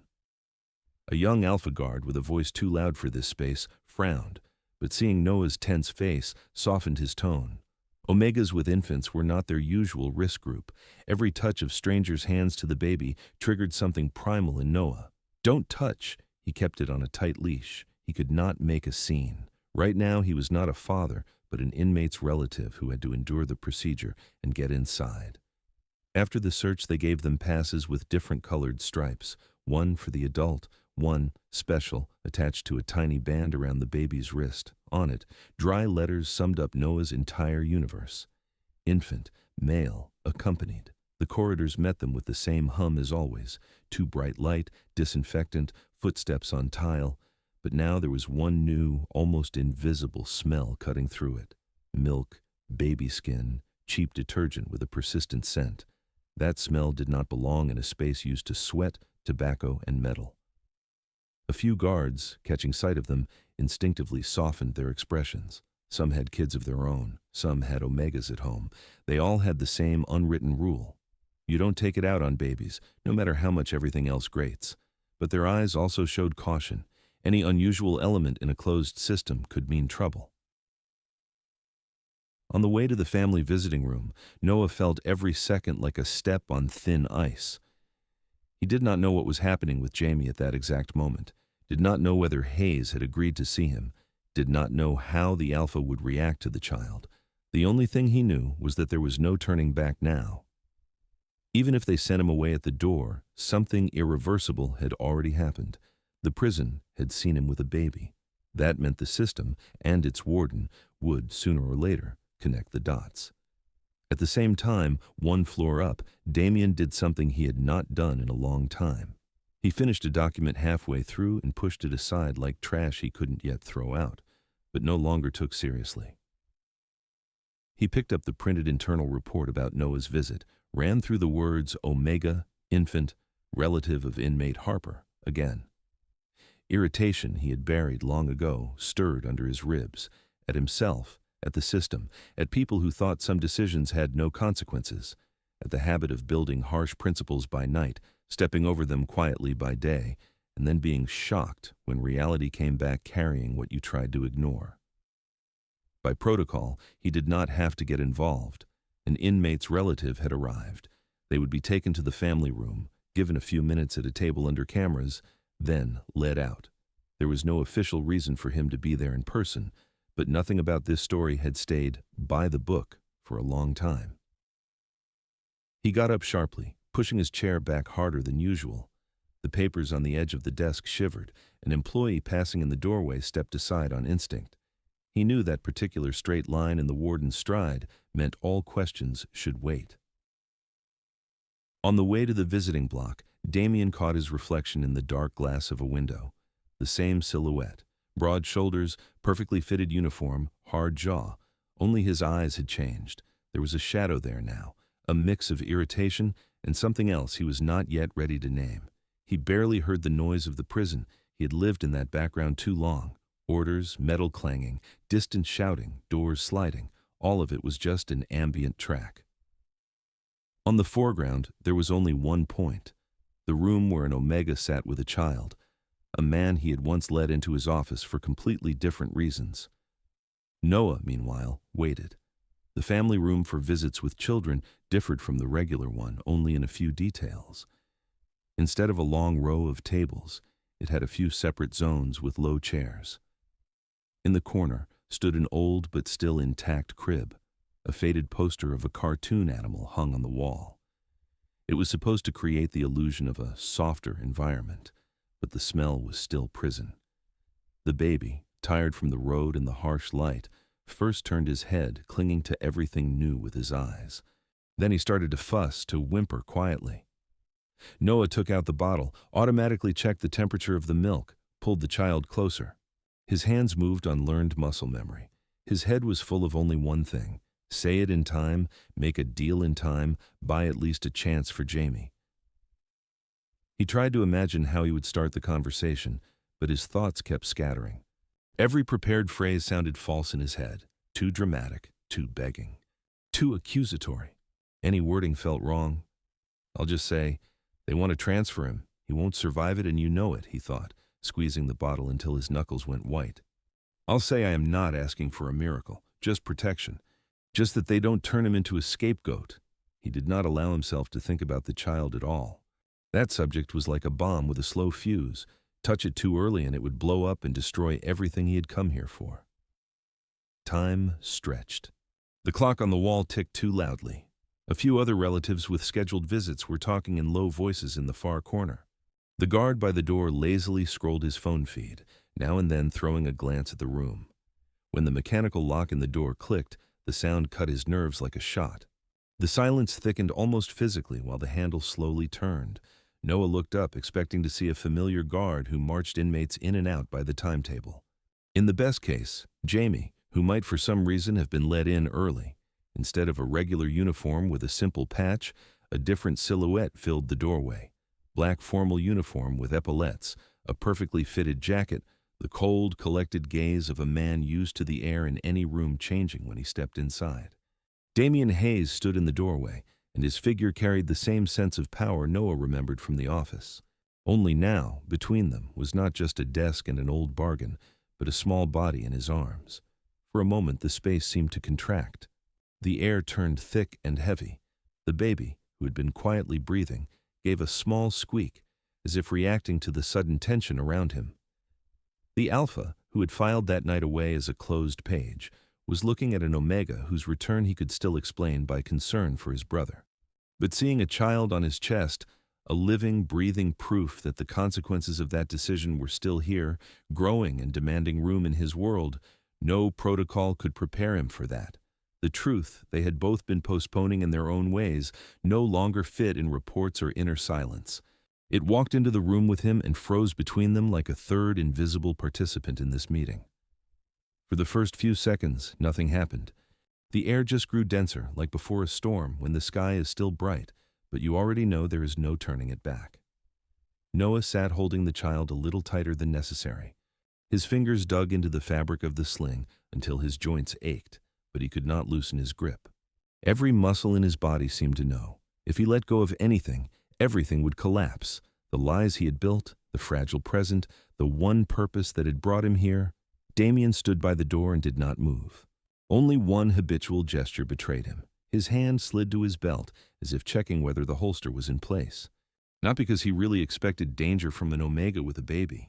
More because his body was reaching for something familiar in a situation where nothing felt familiar anymore. The boy between them was the calmest. He just breathed, his tiny fingers clutching the edge of Noah's t-shirt, sometimes pulling his leg up. In his world, there were no prison rules, no secret deals, no adults torn between duty and shame. Only warmth, skin smell, and the dull beat of two hearts unconsciously falling into the same rhythm. Noah's face was the first to crack. Not from tears. Those had long since dried out during months of sleepless nights and quiet breakdowns in the bathroom. But from the way his usual mask of invisibility peeled away layer by layer. Here, in this room, in front of this man, he could no longer be just a relative of an inmate. The child's features too clearly carried someone else's profile, unknown before that night and painfully recognizable now.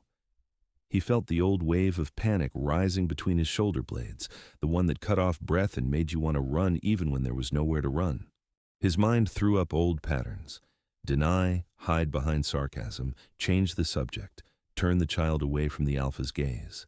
But none of those reflexes fit the reality they were in now. As if answering his inner scream, the baby sniffled quietly, but did not wake, only buried his forehead deeper against Noah's chest. That tiny movement hit the panic like a hard break. Noah realized that fear for himself had long since moved to the back.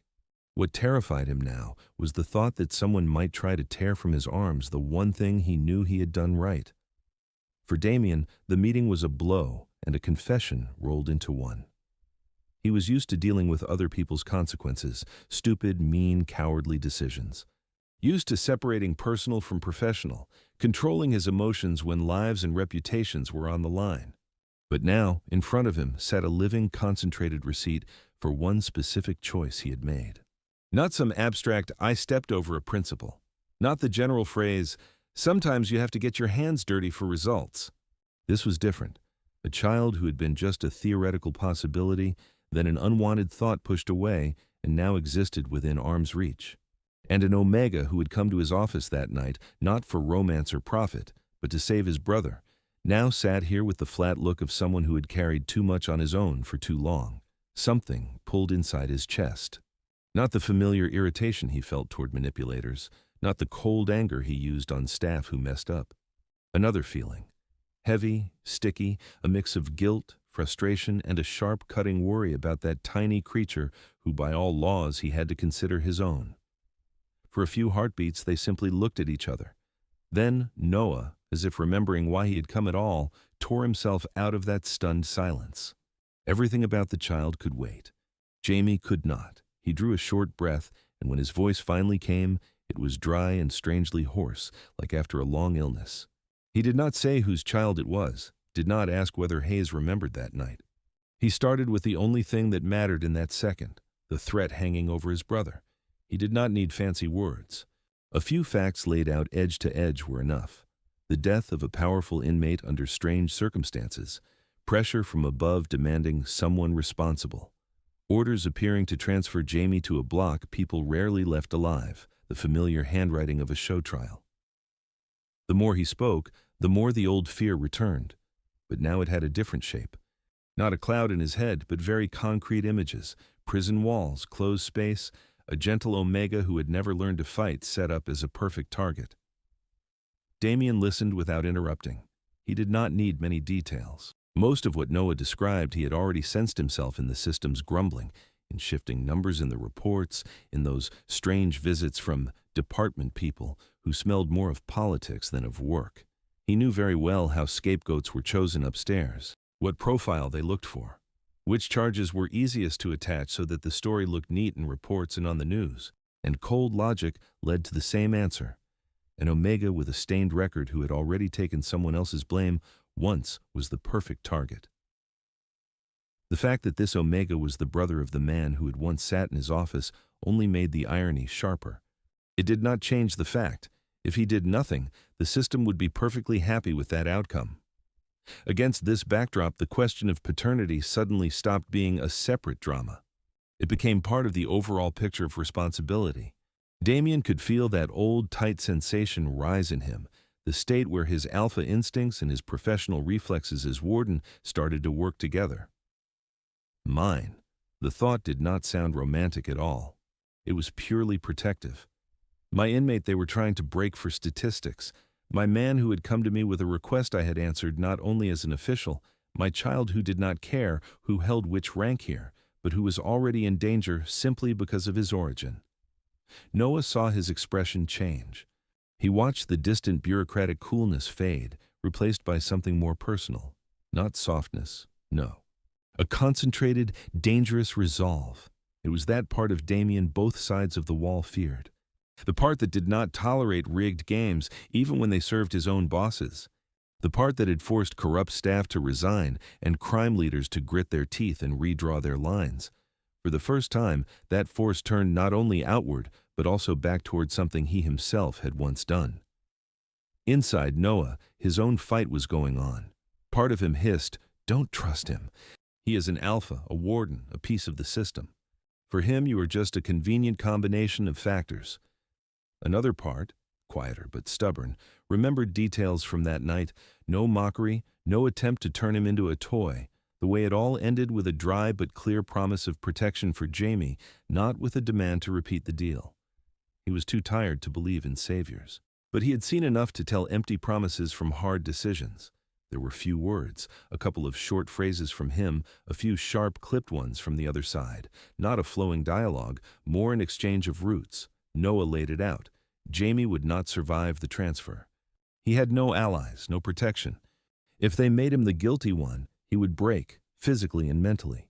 Damien, without long explanations, admitted there was pressure from above. They were trying to use him. But he still had tools. An internal investigation, hidden cameras, access to journalists who had not yet been bought by the department. And he still knew the real distribution of power in the blocks, something you never get from paperwork. Between those dry lines, another outline showed through. They were both at this point not only because of Jamie. The baby in Noah's arms changed the status of the talk. This was no longer a simple appeal from an inmate's family to the administration. It was a strange, awkward, but very real family council in the middle of prison infrastructure. At some point, each of them admitted inside. One man alone would not handle this. Noah, because his resources were gone. Money almost finished, health shaky, nerves worn thin. He might drag himself for a few more months on fear and love for the two people he was holding on for. But the system closing in on Jamie was not going to give them those months. Damien, because he realized his war with the department had long since gone beyond a professional dispute.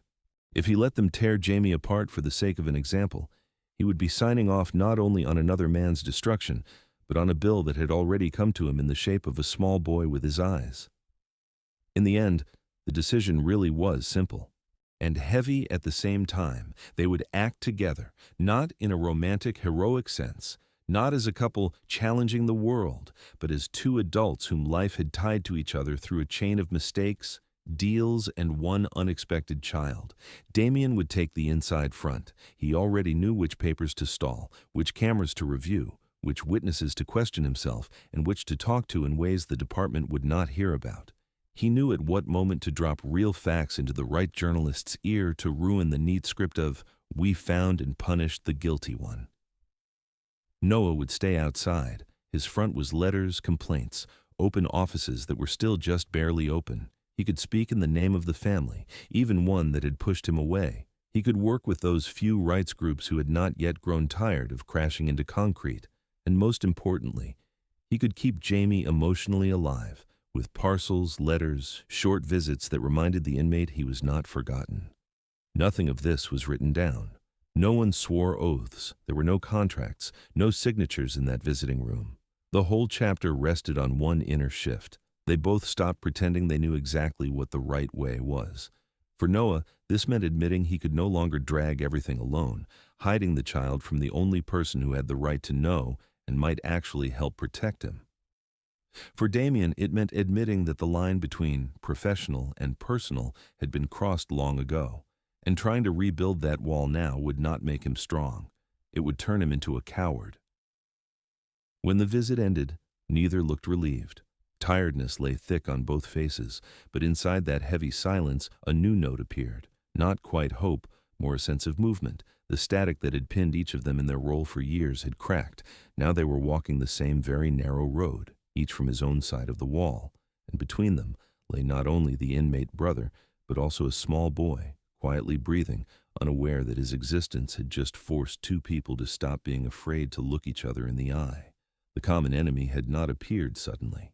He had always been there, a blurred background, a faceless department whose signatures turned people into numbers and terms. Noah and Damien had simply never looked at it as one concrete opponent. Each had fought his own small local injustices without raising his head. Now the enemy had edges. He showed himself in the dry wording of memos, in the voices of department officials who spoke politely, as if prison were nothing but figures in a report. In their logic, a prisoner's death was a convenient chance to show that the system acts tough and efficiently.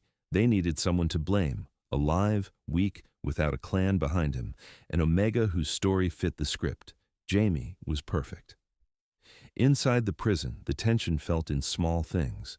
Guards became more cautious, exchanged looks more often, fell quiet when Hayes appeared.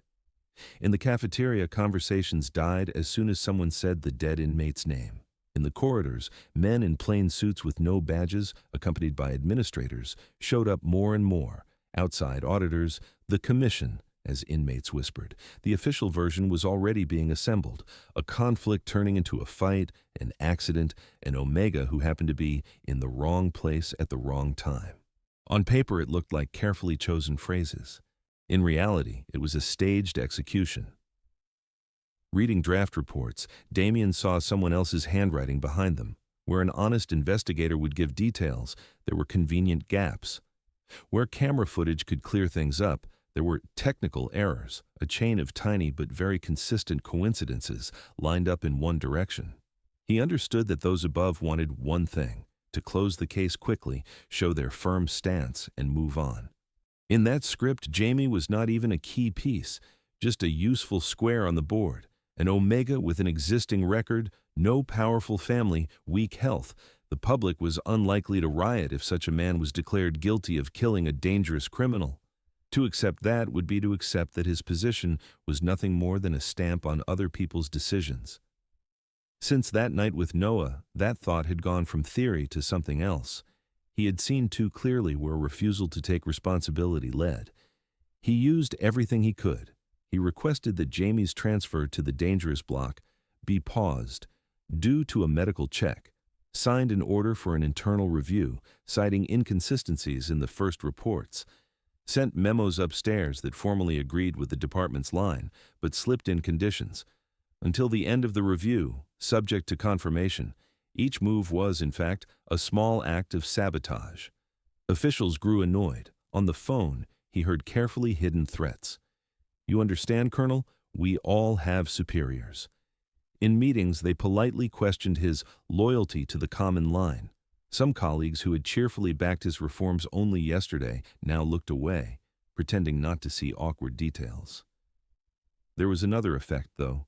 His reputation as someone who was not afraid to come down hard on his people and on inmates suddenly worked in his favor.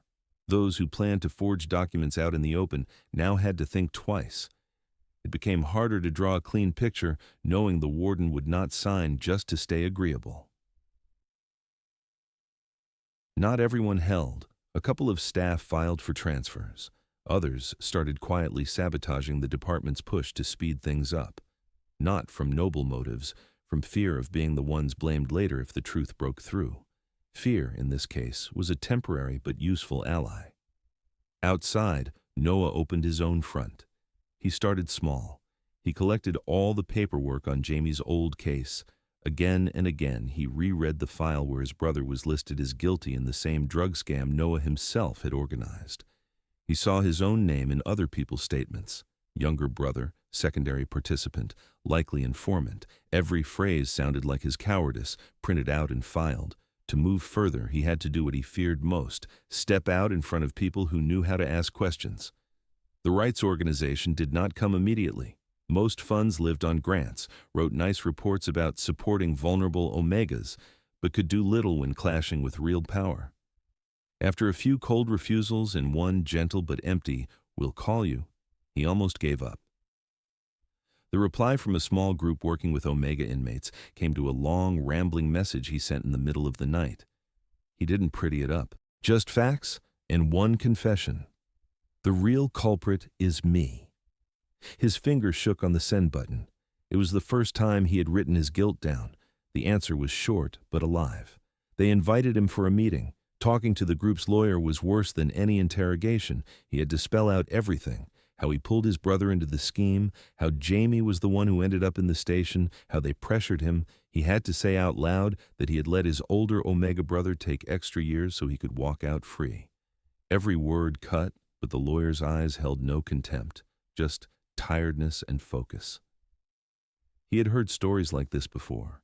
In the end, Noah had something he had never had, a position on paper. The lawyer helped him draft a complaint arguing why Jamie must not be sent to a dangerous block while the case was unresolved. He picked apart the legal phrases they could use to demand an independent investigator, pointed out where else they could knock, even if it felt useless. At the same time, another person appeared, a journalist willing to take a risk. He was no star from primetime TV, just a stubborn reporter from a small but honest outlet who had been digging into prison abuse for years. At first, Noah wanted to hide his own role and talk only about his brother. He quickly realized that without his confession, the story would never stand. The system would easily flip it, accusing the family of manipulation. He had to tell the truth again, and accept that if they lost, his name would appear in print not as younger brother trying to save an innocent man, but as the person who had started the chain. The further he went, the more the stakes grew. It was no longer just about Jamie. From the inside, Damien could feel the noose tightening. Department staff came more often now, held interviews with his people behind his back, his desk filled with memos politely questioning whether his methods were still appropriate. At some point, they made it clear they could hang negligence on him too if needed, hinted that every warden's career ends one day, that chairs are not forever. Between the lines, if he stopped resisting, he might quietly retire in a couple of years with a pension and a decent reputation. If he kept pushing, he might be pushed out sooner, without honors. Outside, pressure took other shapes. Twice, coming home with the baby, Noah noticed cars near his building that had never parked there before. 2 clean sedans with dark windows for this area, or anonymous vans whose drivers he never saw, but whose gaze he felt on his back. One night, an unmarked envelope appeared under his door. Inside was a copy of the complaint he had filed through the rights group, crossed out in red, and a sheet with neat handwriting. Think about the child. It was not a direct, "We know and we will come for you," but something worse, a reminder of how exposed he was, how easily the problem could be shifted from legal papers to everyday fear. He stood in the kitchen holding that paper and felt everything inside him compress into ice. Instinct screamed, hide, move, disappear. The practical part of his brain was already counting what money he had, how long he could last in this flat, whether he could move towns without leaving a trail. Then he looked at his son, sleeping in a makeshift bed of folded blankets. The baby's face cast a soft shadow, lashes trembling in some private dream. and fear flipped into something else, a hard, angry resolve. Threats won't stop me anymore, he told himself almost aloud. For Damien, the point of no return came when they brought him the conclusion of an internal commission, written without his input. The document prepared the ground to charge Jamie. Smooth phrases blending rumors with facts, hints about unstable behavior, possible hidden ties to the deceased. He could have signed. He could have shifted part of the blame, telling himself, they decided it anyway. Could have tried to bargain, softening the wording but leaving the direction the same, another old familiar compromise with his conscience. Instead, he sent the conclusion back, adding a memo that directly pointed out the inconsistencies, lack of real evidence, and the risk of scandal if rights groups got involved. He ended it with a sentence that could cost him his career. I refuse to sign a knowingly false report. From that moment, everything became very clear. Either he and Noah would crack this specific scheme and pull Jamie out of the frame-up, or the system would crush them both, with no guarantee that even in victory, the consequences would not come later. Strangely, this clarity brought a kind of inner freedom. Where earlier there had been hopes that maybe it will sort itself out, there was now one hard, frightening line. The common enemy was no longer a fog. He had job titles, offices, surnames at the top of documents. There were only two of them, a warden who had decided not to be just a cog, and an Omega with a child in his arms who had once already let the system swallow someone he loved without a fight. Against them stood a whole department, decades of habit and fear, someone's political plans. The balance looked ridiculous, almost hopeless, but even in that skewed setup, they had one card they had never had before. They were no longer acting blind. Damien knew where the system was soft from the inside. He knew the names of those who would not risk themselves for a pretty report, knew which cameras could be quietly checked, which conversations to record, which facts to leak to the very reporters Noah was now talking to. Noah knew how the truth sounded outside. He had rights groups ready to make noise if the internal review suddenly stalled. He had a journalist already gathering a story, waiting only for a signal. He had the readiness to step out, not just as the inmate's brother, but as the one truly at fault, and therefore the one with the moral right to talk about a setup. This brought them to the edge of the climax, the point where they had to take a step that could not be taken back. Either together, they would break this scheme and save Jamie, risking everything: career, safety, the fragile trust forming between them. Or each of them would once again choose the usual path, hide, close their eyes, tell themselves, the world is just like that. This time, the price of excuses had become too high, even for people who had spent their lives living on compromises. The courtroom looked like no room Noah had ever been in. No bars, no rough concrete, no stink of chlorine like in the prison. Here, it smelled of paper, old wood, cheap coffee from a machine, and the tension of people used to suits instead of uniforms. Noah sat on the front bench for relatives, gripping the edge so tightly his knuckles stood out. His son breathed quietly somewhere in the corridor, left with a rights worker. Even through the closed door, he felt an invisible thread linking him to the baby. The hearing started almost casually. The judge read out formulas. The prosecutor stood up and sat down in a well-worn rhythm. Jamie's case sounded dry, as if it was about anyone but a living person. An Omega with a criminal past, repeatedly violated rules, had a conflict with the deceased. The words slid out in a smooth, slick flow, flattening reality into a convenient scheme. Witnesses for the prosecution came quickly. A middle-aged guard speaking in memorized phrases, a couple of inmates whose voices carried fear and rehearsed answers. They didn't really see, couldn't say for sure, heard shouting, but it all led one way. Jamie had been in the right place at the right time to blame him. In the protocols the prosecutor read, there was not a single slip. Everything lined up like well-edited text, but Noah, listening, heard the false notes as clearly as he used to hear them in his own schemes. The pauses were too even, the intonations too flat, as if people were reciting, not remembering. The work done beforehand entered quietly, without fanfare. First, the young beta guard stood up, the one who had been torn between losing his job and living with what he had seen. His voice was quiet, He stumbled. His gaze dropped to the floor, but his words were real. He admitted that the first reports had been drawn up under pressure, that he had been told not to go into detail and to sign a version with Jamie as the aggressor. Then another inmate took the stand, gaunt, tense-jawed, eyes anxious. He was silent for a long time, fighting with himself, and then he spoke. He told how the dead man had started the fight, stabbed the other with a shank, how Jamie had tried to separate them and ended up in the middle. He described how afterwards people were asked to forget certain details, and how someone was moved to another block after refusing. Each new testimony knocked a brick from the wall of accusation.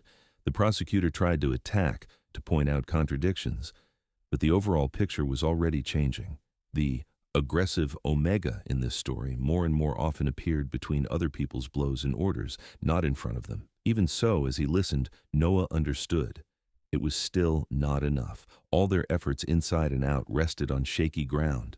Any judge could still decide that the doubts are minor, and the system could mutter that mistakes happen, but the course is right. Something had to break the story not only on paper, but in Noah's own life. The decision had not come in one instant.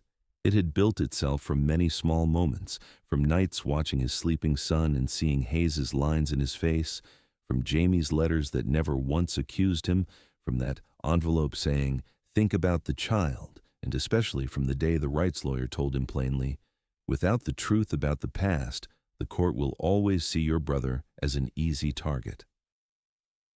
When it was time for the defense to call their witnesses, the room was already tired. The judge rubbed the bridge of his nose. The prosecutor sorted his papers. People in the back benches whispered. That was when Noah stood up. The walk from the bench to the stand felt longer than the whole bus ride to the prison that very first time. Blood was pounding in his ears. The floor swayed under his feet. His fingers were shaking. For a split second, he wanted to sit back down, pretend he was just a relative, just an observer. But the look from the human rights lawyer sitting across the aisle and Damien's heavy, focused gaze from the area reserved for officials reminded him there was nowhere left to retreat.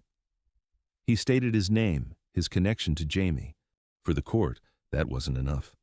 The judge needed to hear why he was here and why he had suddenly appeared only now. And then Noah began to speak. He didn't dress anything up, didn't soften the wording, and didn't try to reframe his actions as noble motives. He told how he had worked at the warehouse, how he'd given in to a proposal to run a medication scam, how he'd pulled his older brother into small jobs, insisting it was safe. He described the night the police came for him, and why somehow Jamie ended up at the station instead, and the decision Jamie made when he saw that his little brother was facing real prison time. He said out loud what he'd been running from for years, even in his own thoughts. Jamie went to prison instead of him, and he went with Noah's silent consent. Because the lawyers, the well-wishers, and the system itself had whispered that one of you would have had to anyway, that a soft-natured Omega will adapt more easily. Because at that time, Noah himself was terribly desperate to stay free. Silence fell over the courtroom. Even the prosecutor stopped shuffling papers for a moment. This confession was a bomb not only for the case, but for the entire picture everyone was used to. A convenient prisoner, a convenient crime, a convenient order of things. Now it became clear that the starting point of the whole chain was not just Jamie's mistake, but a whole tangle of someone else's cowardice, pressure, and injustice. He said something the court did not expect to hear from an Omega with a child in his arms, that he was ready to bear punishment for his actions. Not today, not in this room, but in principle. Because otherwise, his brother's story would remain just someone else's statistic. Someone in the back rows let out an audible breath. For some, in that moment, he became a traitor who had dragged everyone into his drama. For others, he became a man who had finally stopped hiding behind other people's backs and behind the status of weak. The judge did not comment, but his gaze changed. Formal detachment was replaced by attention. The defense lawyer stepped in at the right time, helping to translate the emotional confession into legal language. He stated that all previous testimony in the medication case needed to be reviewed, and that the impact of that case on Jamie's current status was critical. He mentioned that the appropriate motions had already been filed. Noah's fate as a potential future defendant was taken outside the scope of this trial, but hung in the air as a heavy promise. The case of the inmate's death, meanwhile, finally cracked. The beta guard's testimony, the inmate's account, the internal inconsistencies in the reports, and the fact that the person whose criminal past had been so conveniently used had originally ended up in prison through a dubious scheme. All of this formed a picture that even the most obedient judge could not ignore without consequences. Damien sat in his seat, feeling the idea of an impeccable career slowly crumble inside him. Every time Noah spoke about the system he was afraid of, Damien heard himself in those words as well. He knew all too well how easily a warden could become just another signature under a false sentence. And for the first time in many years, the inner voice that always calculated risks fell quiet. One thought remained: I won't let them take him again. When the judge retired to the deliberation room, the courtroom stirred. Some people argued in whispers, some checked their phones, some just sat staring at a single spot. For Noah, that break felt like an eternity. He thought of his son behind the door, of Jamie waiting somewhere for the escort, of the fact that with his confession he had staked not only their freedom, but also the fragile support he had finally found in recent months. The verdict came without dramatic music or pauses. Just words that began as usual, formulas, then suddenly veered away from the path the system was used to. The court announced that the charge in the inmate's death could not be upheld. Witness testimony and the violations uncovered during the investigation did not allow Jamie to be named the initiator of the conflict. That part of the case was dismissed for lack of sufficient evidence against him. What followed was even more important. The original sentence in the medication case, in light of the new circumstances in Noah's confession, was sent back for review. Until that review was complete, Jamie was to be released from custody with certain restrictions rather than kept inside the prison walls. The wording was cautious, legalistic, but the meaning was simple. He was getting out. The question of Noah's potential liability was left aside by the court. It was neither forgiveness nor an instant sentence, more like a promise to return to the matter when the case review was complete. But for Noah, that deferred decision felt like a strange relief. He understood that sooner or later he would have to pay. But the main thing was that his brother would not keep paying for him. Standing in the hallway after the hearing, Damien watched the escort lead Jamie out of the courtroom, not toward the prison van, but toward the exit to the street, where human rights workers and his younger brother with a child in his arms were already waiting. In his own story, something shifted at that moment too.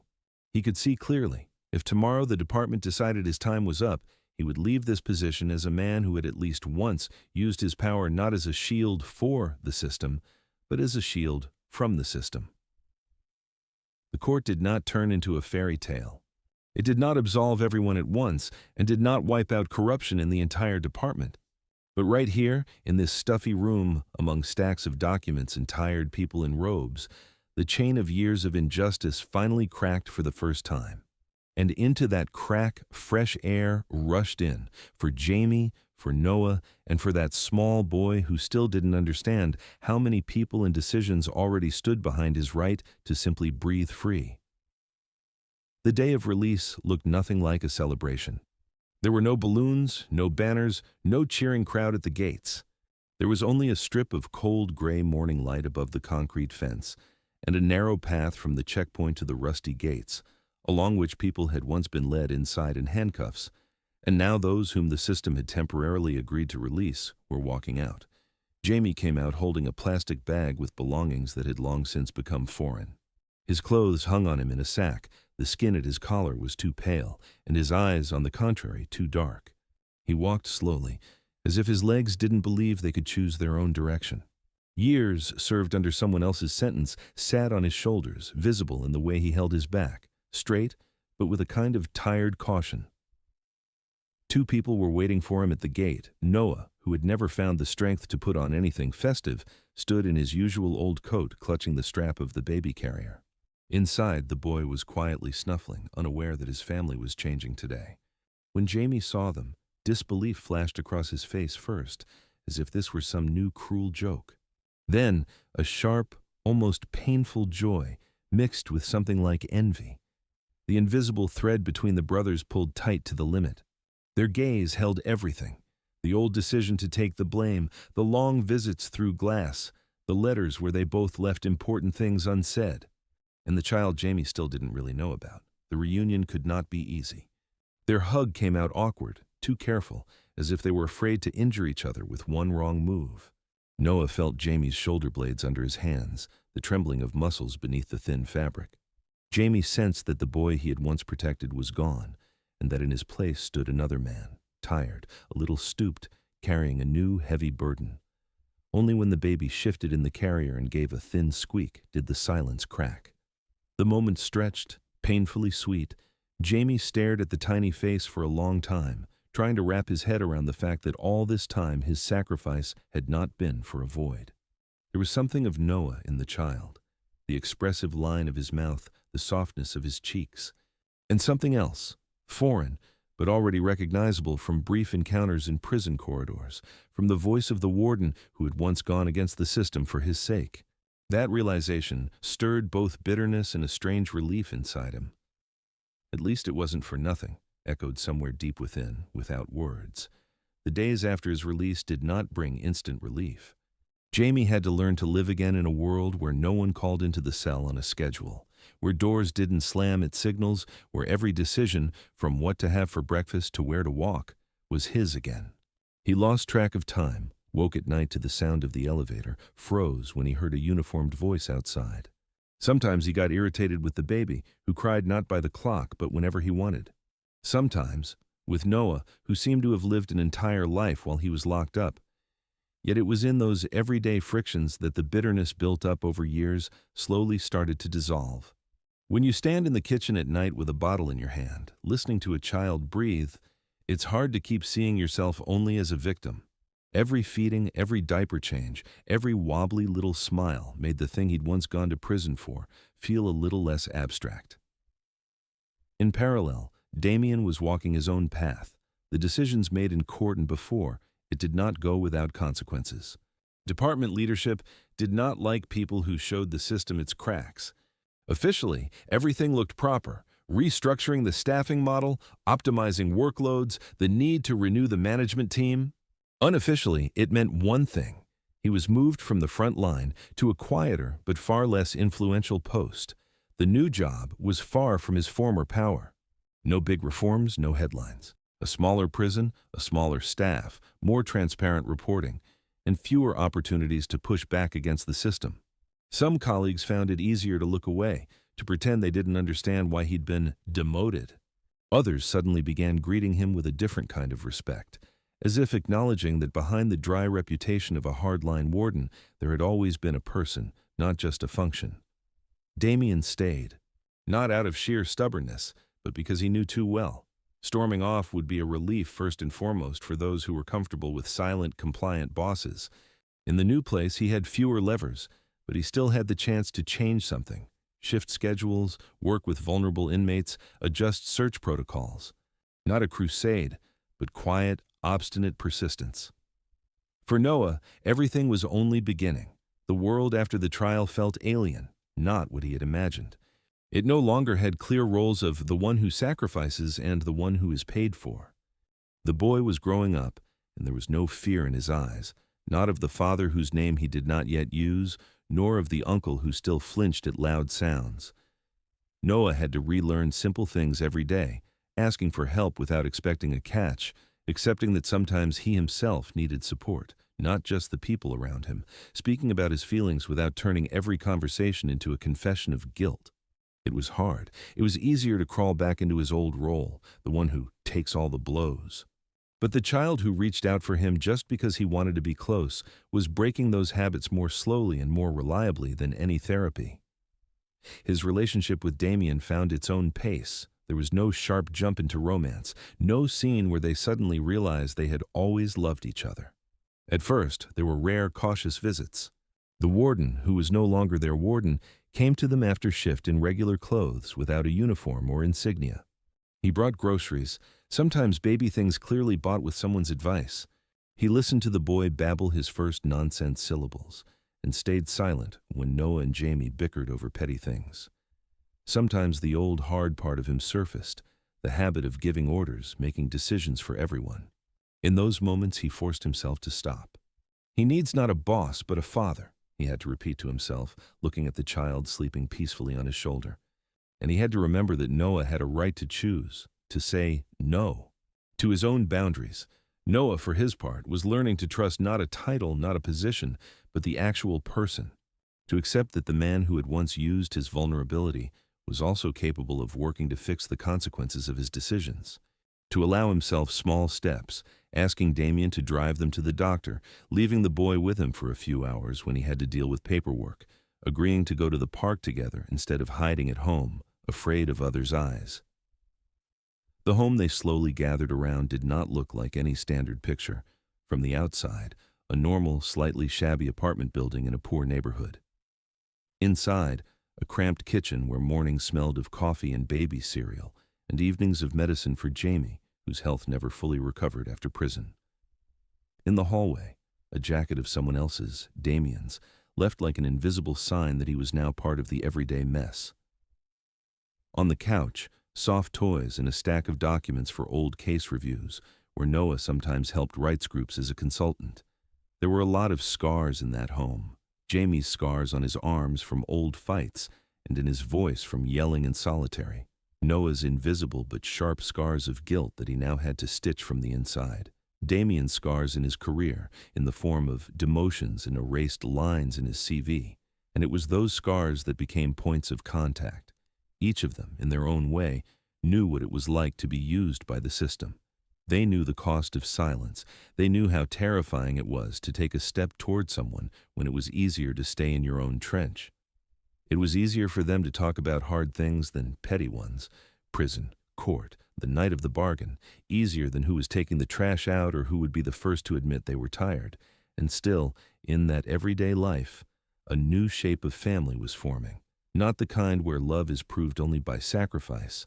Not the kind where the alpha commands, the omega obeys, and the beta disappears into background noise. Here, each of them was needed in their own way.